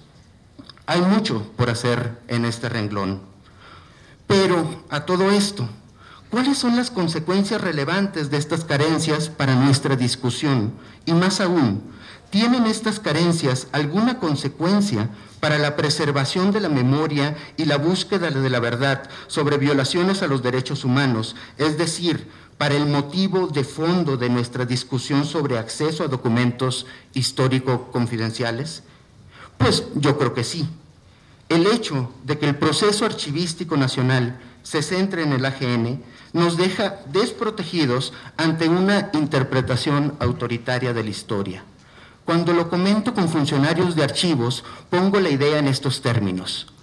¿Por qué creen que a los niños se les enseña una historia nacional en que lo que parece importar más son los presidentes y la periodización en sexenios? ¿Por qué no hay un magistrado de la Suprema Corte o algún legislador cuyo nombre recordemos con heroicidad? ¿Por qué damos por sentado que no ha habido un diputado o senador pensante en toda la historia nacional? ¿Por qué se asume que todos son títeres del presidente?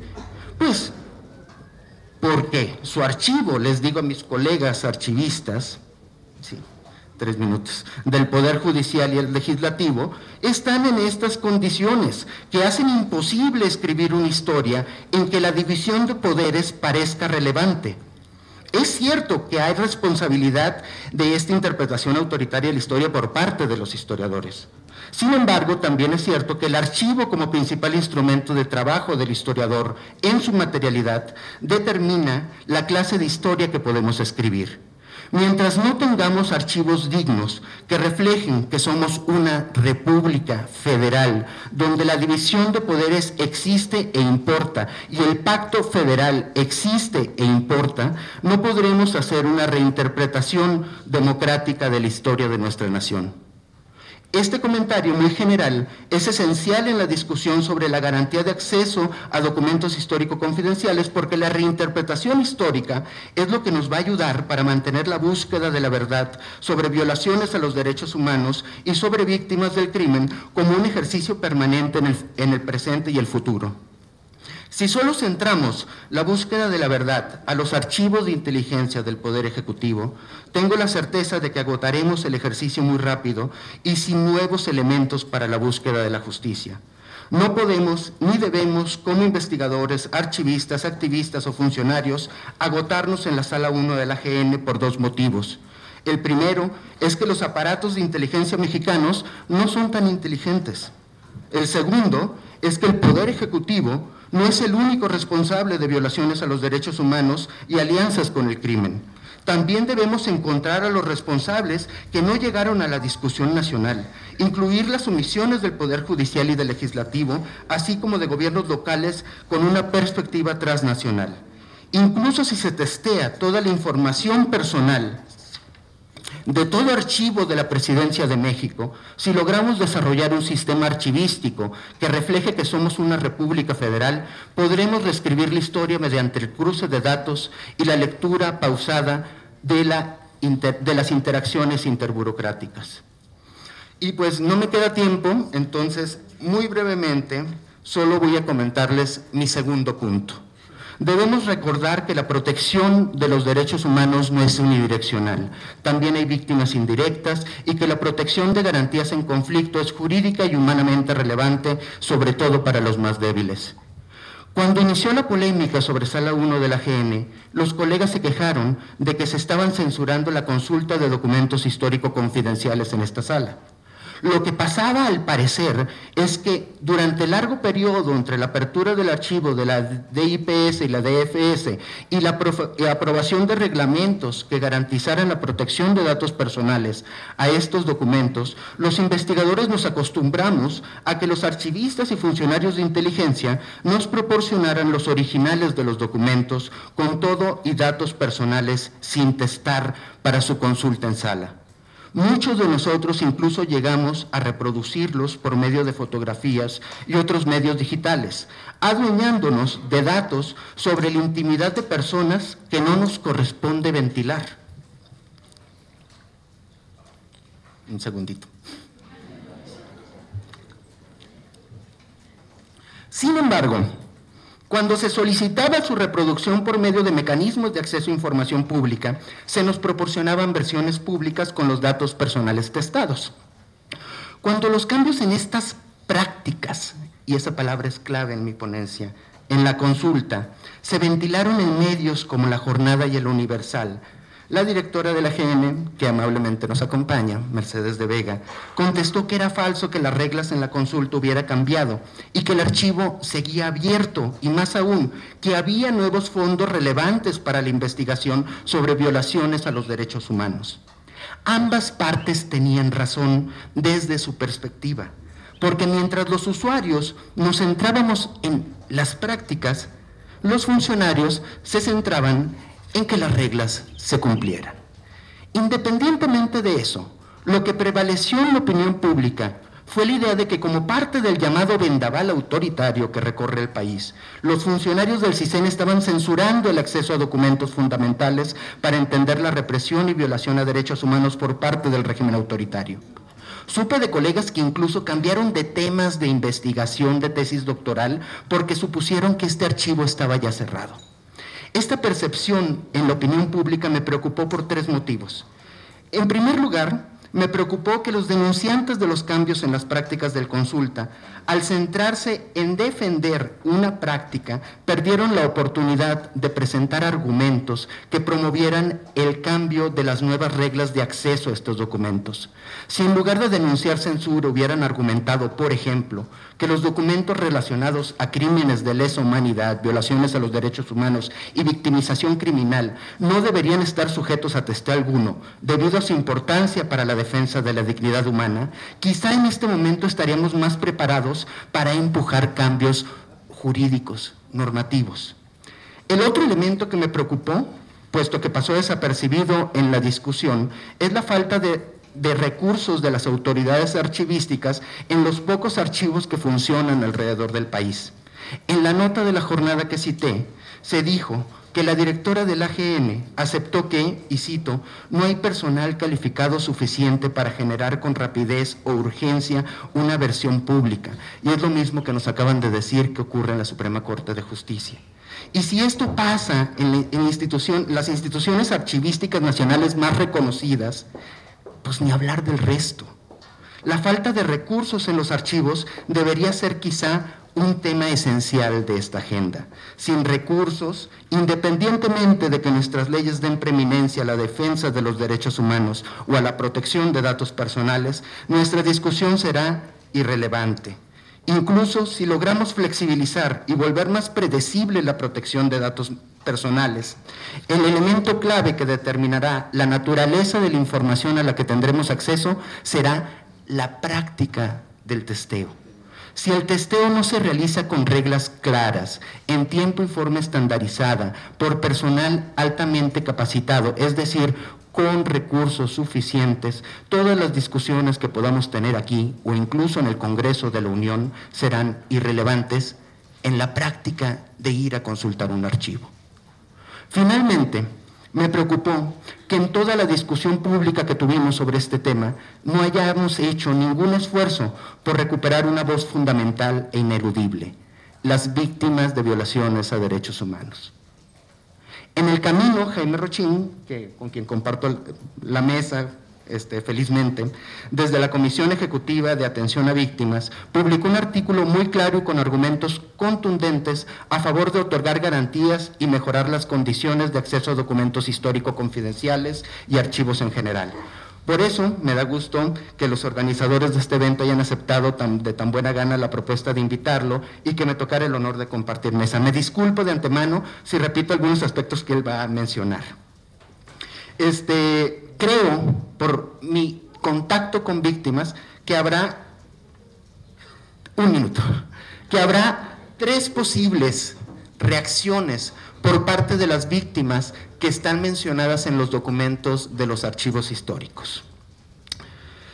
Una primera y muy frecuente, sobre todo de víctimas indirectas, que está previsto en la Ley General de Víctimas, será que no tienen una postura. La noción de víctima indirecta es tan nueva y los discursos intelectuales y normativos en casos como la guerra contra las drogas, por ejemplo, son tan escasos que las víctimas que no han hecho consciente que las injusticias que sufrieron tienen responsables, difícilmente podrán articular una postura frente a la discusión de las políticas y los actos de autoridad que indirectamente los victimizaron. Con las víctimas que no son conscientes de que son víctimas, pues, hay mucho trabajo de análisis, activismo y concientización por hacer. Una segunda postura por parte de algunas víctimas, muy válida en mi opinión, seguramente será que ellos desean borrar cualquier vestigio de esas injusticias de su pasado por motivos emocionales o estratégicos. Y señalo esto de manera intuitiva porque he observado que muchas de las víctimas de violaciones a derechos humanos que participaron en movimientos opositores al PRI en los años 1970 y 80 cambiaron su vida, iniciaron negocios o carreras políticas incluso dentro del mismo PRI, por lo que ventilar cualquier dato sobre sus militancias e injusticias pasadas les perjudica en el presente, los vulnera en el futuro. Finalmente, una tercera postura con muchas afinidades con quienes se quejaron del cambio en las prácticas de consulta será más activista. Muchas víctimas de actos represivos y violaciones a los derechos humanos quieren que sus casos efectivamente sean públicos, quieren que los conozcamos para que se les haga justicia, se les repare el daño o simplemente para que las tragedias e injusticias por las que ellos pasaron no nos ocurran a nosotros o a nuestros hijos. Conste que presento estas tres posturas por parte de las víctimas de manera meramente intuitiva, sin un estudio riguroso previo y sin más evidencia que mis observaciones personales y mi experiencia. Puede haber muchas posturas intermedias, sin embargo, creo que estas posturas son muy plausibles. Es obvio que entre sí hay fricciones para poder integrarlas de manera coherente en propuestas procedimentales alternativas. Por eso creo que se deben estudiar de manera sistemática.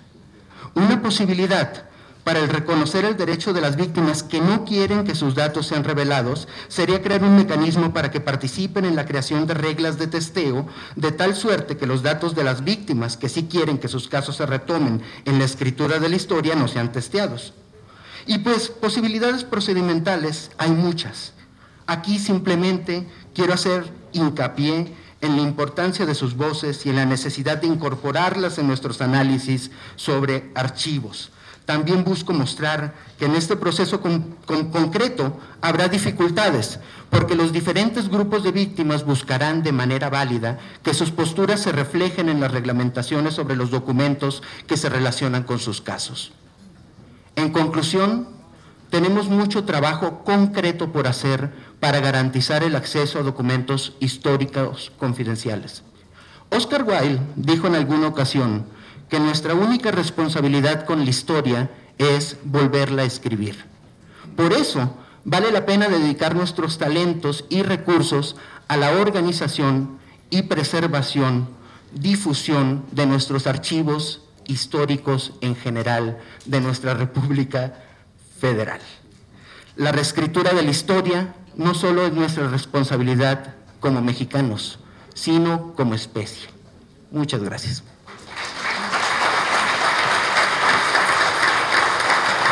Le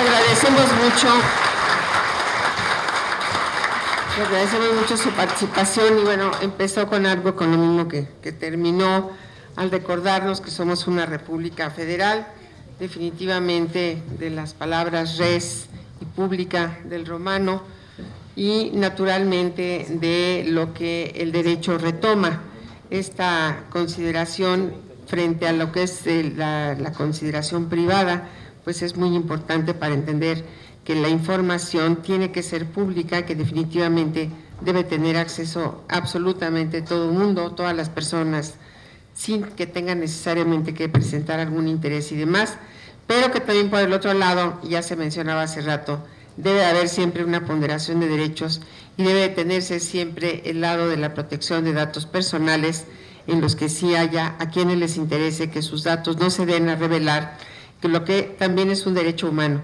Y en ese sentido, pues nos encontramos, como decía hace un momento, siempre en este instituto buscando el equilibrio exactamente con, además, el derecho a la libertad, al derecho y a la libertad de expresión.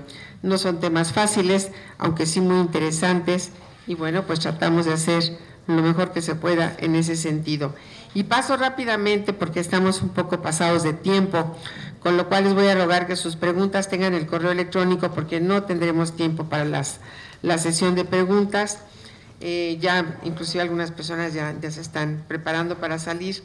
Y quiero ahora que no se vayan, que escuchen por favor al licenciado Sergio Jaime Rochín del Rincón, quien es licenciado en Derecho por la Universidad Panamericana y maestro en Dirección por el Instituto Panamericano de Alta Dirección de Empresas, conocido como IPADE.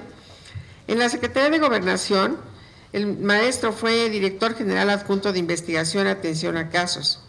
En 2008 fundó el Centro Jurídico para los Derechos Humanos y fue funcionario de la Comisión Nacional de los Derechos Humanos y también en la Comisión de Derechos Humanos del Distrito Federal.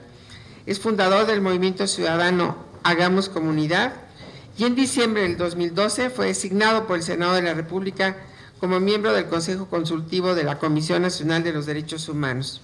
Es además docente de licenciatura y especialidades en la Universidad Iberoamericana y desde luego pues ha impartido muchas conferencias en instituciones y en universidades en la República Mexicana, seguramente que también en el extranjero, aunque aquí no se diga, y actualmente se desempeña como presidente de la Comisión Ejecutiva de Atención a Víctimas. Por favor, gracias. Muchas gracias, comisionada. Pues agradezco mucho la invitación del Instituto Nacional de Transparencia y Acceso a la Información y Protección de Datos Personales. Específicamente envío un saludo a mis compañeros, compañeras de esta mesa, Francisco Ibarra Palafox, Froilán Enciso, quien me acabo de enterar que es el causante de que esté yo aquí con ustedes, Rafael Cuello, que ya se retiró, ¿no? Y David Mora. Pues me siento apenado de hablar ante personalidades tan expertas. Esta pregunta que hizo Froilán me puso más nervioso porque de cuántos de ustedes han consultado archivos, digo que hay puros expertos, expertas en el tema y pues yo me dedico a los derechos humanos y a la defensa de las víctimas y no tengo esa expertise, por tanto, aunque es un tema que me interesa y que voy a profundizar, sí quisiera que me disculparan si en algún caso no tengo la precisión necesaria que ustedes seguramente sí tienen sobre el tema. Le estoy vendiendo, como dice la frase aquella, que le estoy vendiendo miel al colmenero, pues ustedes son los que saben y vengo yo a exponerles pobremente lo que nosotros estamos intentando ver y hacer. Pero sí es un tema que importa mucho desde la Comisión Ejecutiva de Atención a Víctimas, porque la Ley General de Víctimas establece una serie de criterios, de principios y de reflexiones sobre el derecho a la verdad. Y precisamente en mi papel de presidente de la Comisión Ejecutiva de Atención a Víctimas, pues me corresponde acompañar a aquellas personas cuyos derechos humanos han sido violentados, que han sido víctimas también de delitos graves, y este acompañamiento tiene que ver con el acceso a la justicia. ¿Y qué significa que una víctima, como bien lo dijo Froilán, hay víctimas directas, víctimas indirectas, todas ellas son víctimas, que una víctima tenga acceso a la justicia y yo creo que hay tres condiciones esenciales para que una víctima acceda a la justicia. En primer lugar, la verdad, y por eso es muy importante que toquemos este tema, es decir, la posibilidad de que se conozca lo que realmente ocurrió, ¿no? Buscando la coincidencia entre las conclusiones jurídicas y los hechos, algo particularmente necesario cuando estamos frente a violaciones graves a los derechos humanos. A esto es a lo que se le suele llamar verdad histórica. Luego, posteriormente, un segundo elemento para la justicia es la no impunidad, es decir, que se identifique al responsable, a la persona responsable y que se sancionen los hechos que constituyen el delito. Finalmente, la reparación integral, es decir, las medidas oportunas, diferenciadas, transformadoras que deben emprenderse con el fin de devolver a las personas víctimas, en la medida de lo posible, si esto puede decirse así, a la situación anterior al hecho victimizante, además de compensarlas por todo cuanto no les pueda ser restituido. Estas medidas incluyen además la obligación de reconocer y devolverle su dignidad y disponer de todo lo necesario para que las circunstancias que desencadenaron el delito o la violación a los derechos humanos no vuelvan a repetirse. Si no se sabe la verdad, es imposible lograr que estos hechos no se vuelvan a repetir. Si no se conoce la verdad, si no se conoce la historia, pues estamos condenados efectivamente a repetirla, ¿no? Es decir, sin estos tres elementos, no puede haber un verdadero acceso a la justicia, sin duda alguna. No obstante, obviamente nada de lo anterior tiene sentido si no tuviéramos como sociedad oportunidad de conocer la verdad y aprender de ella. Por eso, la construcción de la memoria histórica funge a la vez como una manera de esclarecer los hechos, sin duda, pero también de prevenir su repetición. son las dos cosas. No solo se esclarece que es el derecho a la verdad, sino que además se logra, a través de conocer toda la verdad, que esos hechos no vuelvan a repetirse. Es claro, pues, que no podríamos avanzar hacia mejores circunstancias como sociedad y como Estado si no conocemos de dónde venimos, en qué lugar estamos parados. Adicionalmente, considero que una historia que no se conoce es una historia que no existe, ¿no? De ahí la importancia del derecho a la memoria y del derecho a la verdad, que guarda además una estrecha relación con los postulados de transparencia democrática y, por supuesto, el principio de máxima publicidad. En este sentido, resulta de fundamental importancia para el desarrollo de mejores prácticas en materia de archivonomía, pues no son pocas las ocasiones en las que es la falta de metodologías avanzadas en materia de clasificación, organización y conservación documental las que se convierten en un obstáculo tanto al acceso a la verdad como al acceso a la justicia. A veces es eso, no es mala intención, no es desocultar, sino que hay malas prácticas de las que ya habló ampliamente y malos sistemas, a veces malas metodologías que impiden el acceso a la verdad. Por ello, saludo la iniciativa del Instituto Nacional de Transparencia, Acceso a la Información, Protección de Datos Personales, que en coordinación con el Instituto de Investigaciones Jurídicas de la UNAM organizó este seminario internacional, el acceso a los archivos confidenciales históricos, particularmente en el Día Internacional de los Archivos. Y además, además del Día Internacional de los Archivos, déjenme dar el comercial de que también es el día previo, mañana, es el 4º aniversario de la reforma constitucional en materia de derechos humanos, que da origen, entre otras cosas, a la propia Comisión Ejecutiva de Atención a Víctimas y a la Ley General de Víctimas. Bien, en esta mesa de discusión que tengo el gusto de compartir con tan destacados ponentes, expertos en el tema, que por cierto esta es una mesa demasiado masculina, iba a decir destacados y destacadas, pero fuera de la moderadora somos puros destacados ponentes, cosa que es injusto, yo creo que en las mesas siempre debe haber un equilibrio de géneros, ¿no? Pero bueno, yo no lo organicé, pero bueno, con tan destacados ponentes, expertos en el tema, que refiere a las mejores prácticas internacionales en materia de archivos. Existe una gran cantidad de estudios y posturas sobre el tema, de entre ellas quisiera destacar algunas, a ver, no sé cómo voy de tiempo. Bueno, en primer lugar, la Declaración Universal sobre los Archivos de la UNESCO, adoptada en 2004 por la Asamblea General del Consejo Internacional de Archivos, en 2010, perdón, y me permito leer a continuación. Los archivos custodian decisiones y actuaciones y memoria. Los archivos conservan un patrimonio único e irreemplazable que se transmite de generación en generación. Los documentos son gestionados en los archivos desde su origen para preservar su valor y significado. Los documentos son fuentes fiables de información que garantizan la seguridad y la transparencia de las actuaciones administrativas. Juegan un papel esencial en el desarrollo de la sociedad, contribuyendo a la constitución y salvaguardia de la memoria individual y colectiva. El libre acceso a los archivos enriquece nuestro conocimiento de la sociedad, promueve la democracia, protege los derechos de los ciudadanos y mejora la calidad de vida.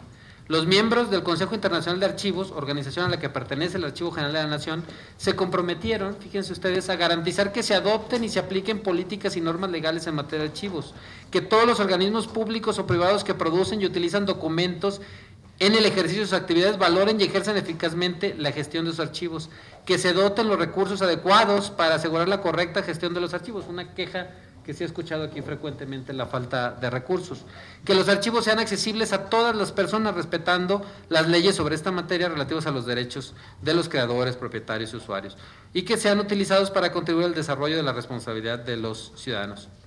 Luego está el estudio especial sobre el derecho al acceso a la información de la Comisión Interamericana de Derechos Humanos de 2011.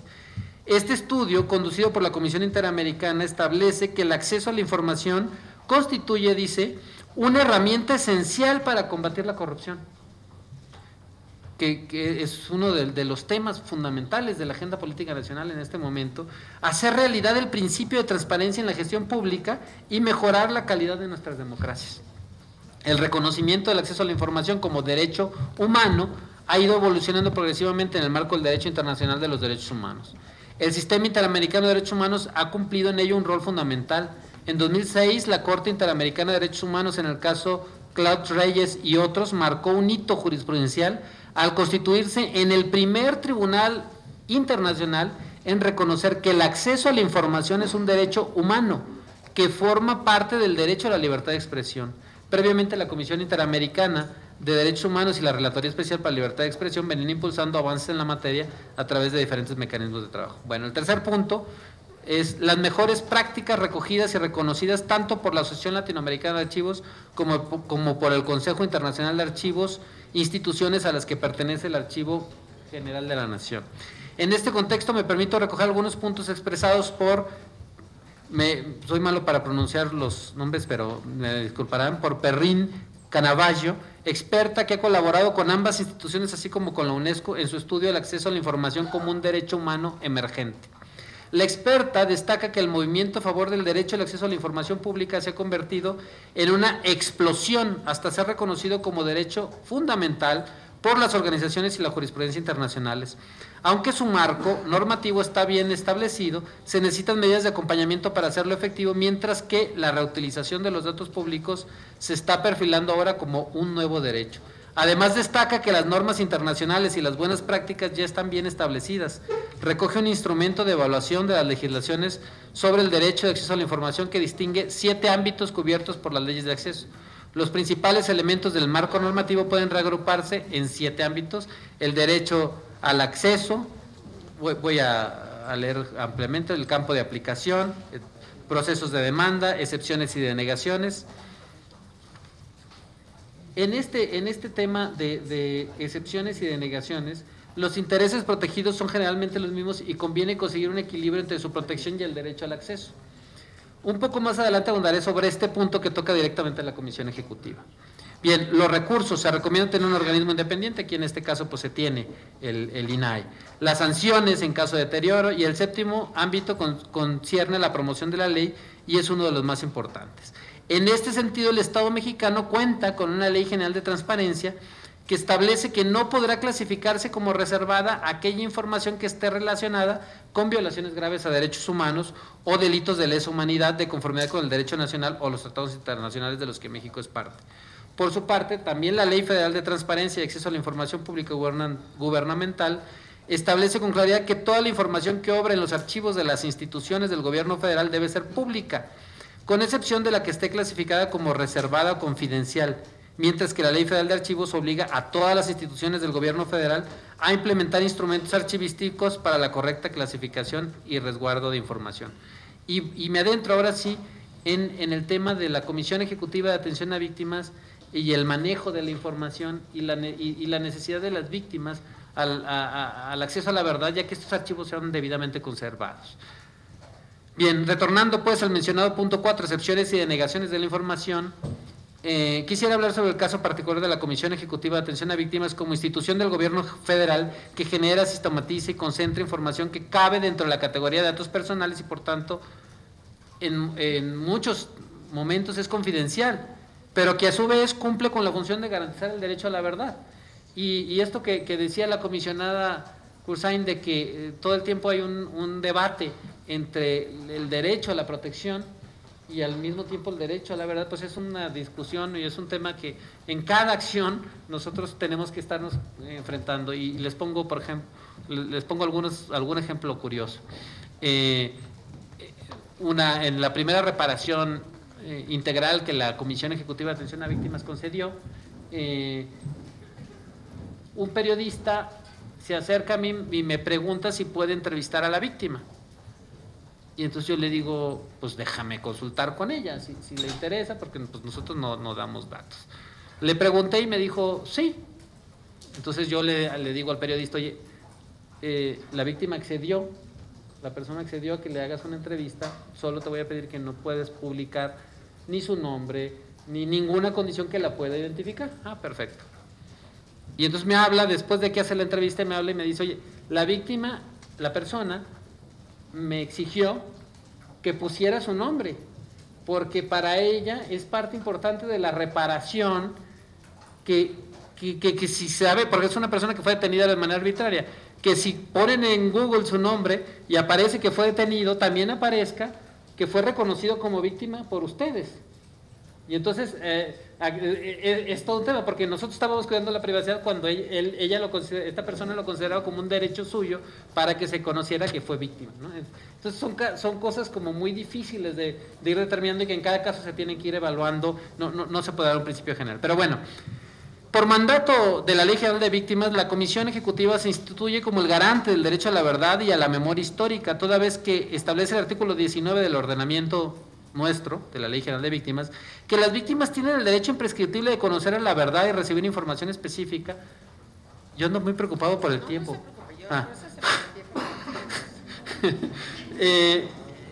Tienen el derecho imprescriptible de conocer la verdad y recibir información específica sobre las violaciones de derechos o los delitos que les afectaron directamente, incluidas las circunstancias en que ocurrieron los hechos. Mientras que el artículo 20 señala que las víctimas y la sociedad, fíjense ustedes, las víctimas y la sociedad tienen derecho a conocer la verdad histórica de los hechos. Más allá, el artículo 22 de la ley establece que el Estado podrá generar mecanismos para garantizar el derecho a saber en investigaciones independientes que permitan el esclarecimiento histórico preciso de las violaciones a derechos humanos, la dignificación de las víctimas y la recuperación de la memoria histórica. Existe, pues, un deber del Estado por alentar la conservación y el acceso de los archivos y la memoria histórica y la divulgación de la verdad. Quisiera ahora presentarles, bueno, aquí vienen algunos instrumentos que luego se los cuento, que usa la Comisión Ejecutiva para recopilar información. Este es el formato único de declaración. Pero me interesa mucho, antes de que se me acabe el tiempo, citar el artículo 24 de la Ley General de Víctimas, que creo que es muy poco conocido y creo que para el tema de archivos es fundamental que lo conozcamos todas y todos. Aquí sí puedo hablar de todas y todos porque dice, y lo voy a leer textualmente porque me parece muy importante conocerlo, dice: todas las autoridades federal, es ley general, obliga a autoridades federales, estatales, municipales, como bien, del orden legislativo, ejecutivo y judicial, todas las autoridades están obligadas a la preservación de los archivos relativos a las violaciones de los derechos humanos, así como a respetar y garantizar el derecho de acceder a los mismos. El Estado tiene el deber de garantizar la preservación de dichos archivos y de impedir su sustracción, destrucción, disimulación o falsificación, así como de permitir su consulta pública, particularmente en interés de las víctimas y sus familiares, con el fin de garantizar el pleno ejercicio de sus derechos. Cuando la consulta de los archivos persiga favorecer la investigación histórica, las formalidades de autorización tendrán por única finalidad salvaguardar la integridad y seguridad de las víctimas y de otras personas, y en ningún caso podrán aplicarse las formalidades de autorización con fines de censura. Los tribunales nacionales e internacionales, los organismos nacionales e internacionales de derechos humanos, así como los investigadores que trabajen en esta responsabilidad, podrán consultar libremente los archivos relativos a violaciones de los derechos humanos. Este acceso será garantizado cumpliendo los requisitos pertinentes para proteger la vida privada, incluidos en particular las seguridades de confidencialidad proporcionadas a las víctimas y a otros testigos como condición previa de su testimonio. En estos casos, no se podrá denegar la consulta de los archivos por razones de seguridad nacional, excepto que en circunstancias excepcionales la restricción se encuentre previamente establecida en la ley. La autoridad haya demostrado que la restricción es necesaria en una sociedad democrática para proteger un interés de seguridad nacional legítimo y que la denegación sea objeto de revisión por autoridad competente, a la vez que pueda ser sujeta a un examen judicial independiente. Me parece que este artículo de la ley debe ser más conocido y más estudiado y más analizado de los efectos que esto puede tener para efectos de los archivos. Bien, bueno, respecto del registro nacional, simplemente pues contarles que esta es una discusión frecuente que tenemos sobre el registro. Debe ser un instrumento muy público. ¿Cuántas víctimas hay? ¿De qué delitos? ¿Cómo se cruzan? Y debe tener un acceso absoluto. Sin embargo, al mismo tiempo debemos de tener absoluta protección de los datos de identificación de las víctimas. Entonces, eso genera todo un tema de discusión donde yo creo que finalmente en algún momento pediremos la asesoría del instituto para no cometer nosotros alguna barbaridad. Bien, y luego aquí me dicen que presuma que aquí en la Comisión Ejecutiva de Atención a Víctimas estamos haciendo, ¿y por qué ponemos aquí una cosa de la homofobia y lesbofobia? Está bien, pero dicho memoria, a ver, bueno, es que este proceso lo estamos haciendo a través de un esquema de gobierno abierto. Entonces ese es el tema, presumir que todo este protocolo lo estamos trabajando a través de un protocolo de víctimas de homofobia, lesbofobia, etcétera. Algunas de las medidas que están tomando son crowdsourcing, innovación abierta, cogestión, plataformas cívicas, datos abiertos, consultas de opinión y consultas de identidad vinculatorias. Es decir, mediante este proceso, la Comisión Ejecutiva de Atención a Víctimas se constituye como la única institución del gobierno federal, a ver si esto es cierto, además de la Estrategia Nacional Digital, en desarrollar una política pública a través de un esquema de gobierno abierto. Muy bien. Pues fundamentalmente es esto. Creo que ya se me acabó el tiempo, entonces, pues agradecer su amable atención.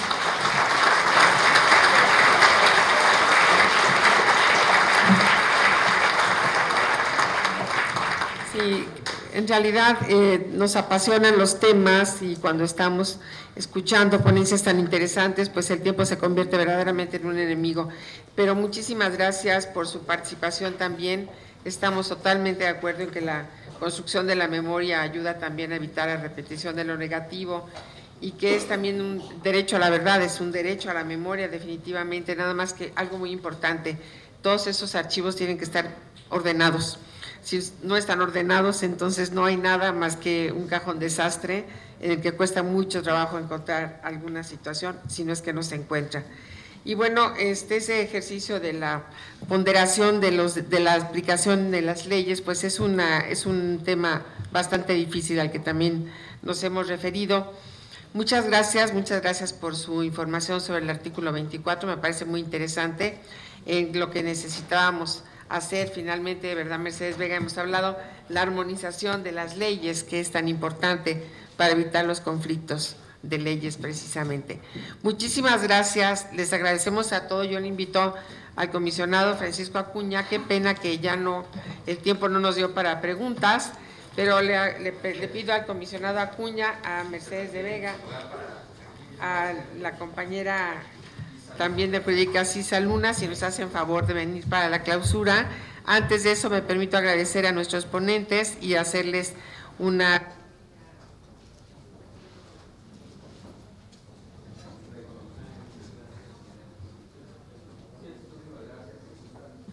Nos ponemos de pie, en realidad son 3 palabras a nombre de mis, por favor, Isa Luna Pla, Mercedes de Vega y un servidor, en representación de las 3 instituciones que han convocado este día a esta extraordinaria jornada en la que se ha hecho sobre todo algo que es fantástico, que es extraordinario. No vinimos aquí y hubo muchas voces que desde luego fueron complementarias en su conjunto, pero fueron disonantes, porque así debe de ser en una democracia. No vino nadie a confrontar ideas, se compararon las ideas como en una democracia debe ocurrir. Y a nombre de mis compañeros del Pleno, Patricia Cursain, aquí también presente, nos permitimos agradecer a todos los que nos favorecieron con su tiempo durante el día de hoy. Hemos tenido una asistencia extraordinaria y eso se debe desde luego al esfuerzo de Isa Luna Pla, con el respaldo desde luego de Pedro Salazar y de Francisco Palafox por parte del Instituto de Investigaciones Jurídicas de la UNAM, y no se diga desde luego de la actitud siempre amable y siempre diligente de doña Mercedes de Vega. Como le dije en la mañana, sobre estos temas de archivística hemos dicho siempre, a nombre de la Comisión de Archivos de este instituto, en la que me acompaña, por supuesto, Patricia Cursain y Arely Cano, doña Mercedes, sobre los temas de archivística estamos a su merced, pero qué bueno que esta ocasión nos permitió, y con los investigadores, los humanistas, los defensores, los activistas, los periodistas que vinieron a participar, los invitados del exterior, bueno, los internacionales, Michael Evans y Sara González, que vinieron de Colombia y de los Estados Unidos, a aportar luces para resolver y dejar en los legisladores que también estuvieron aquí nuevos elementos para dar pasos en la configuración de la mejor ley general de archivos que se merece este país, y por consecuencia, bien lo dijo Jaime Rochín, qué bueno que en las efemérides del Día Internacional de los Archivos y de mañana, estos 4 jubilosos años, a partir de la transformación de la interpretación de los derechos fundamentales, a partir de esa reforma histórica del 10 de junio del 2011, pues que hayamos tenido este coloquio para bien de todos. Muchísimas gracias a todos y se da por clausurado los campos.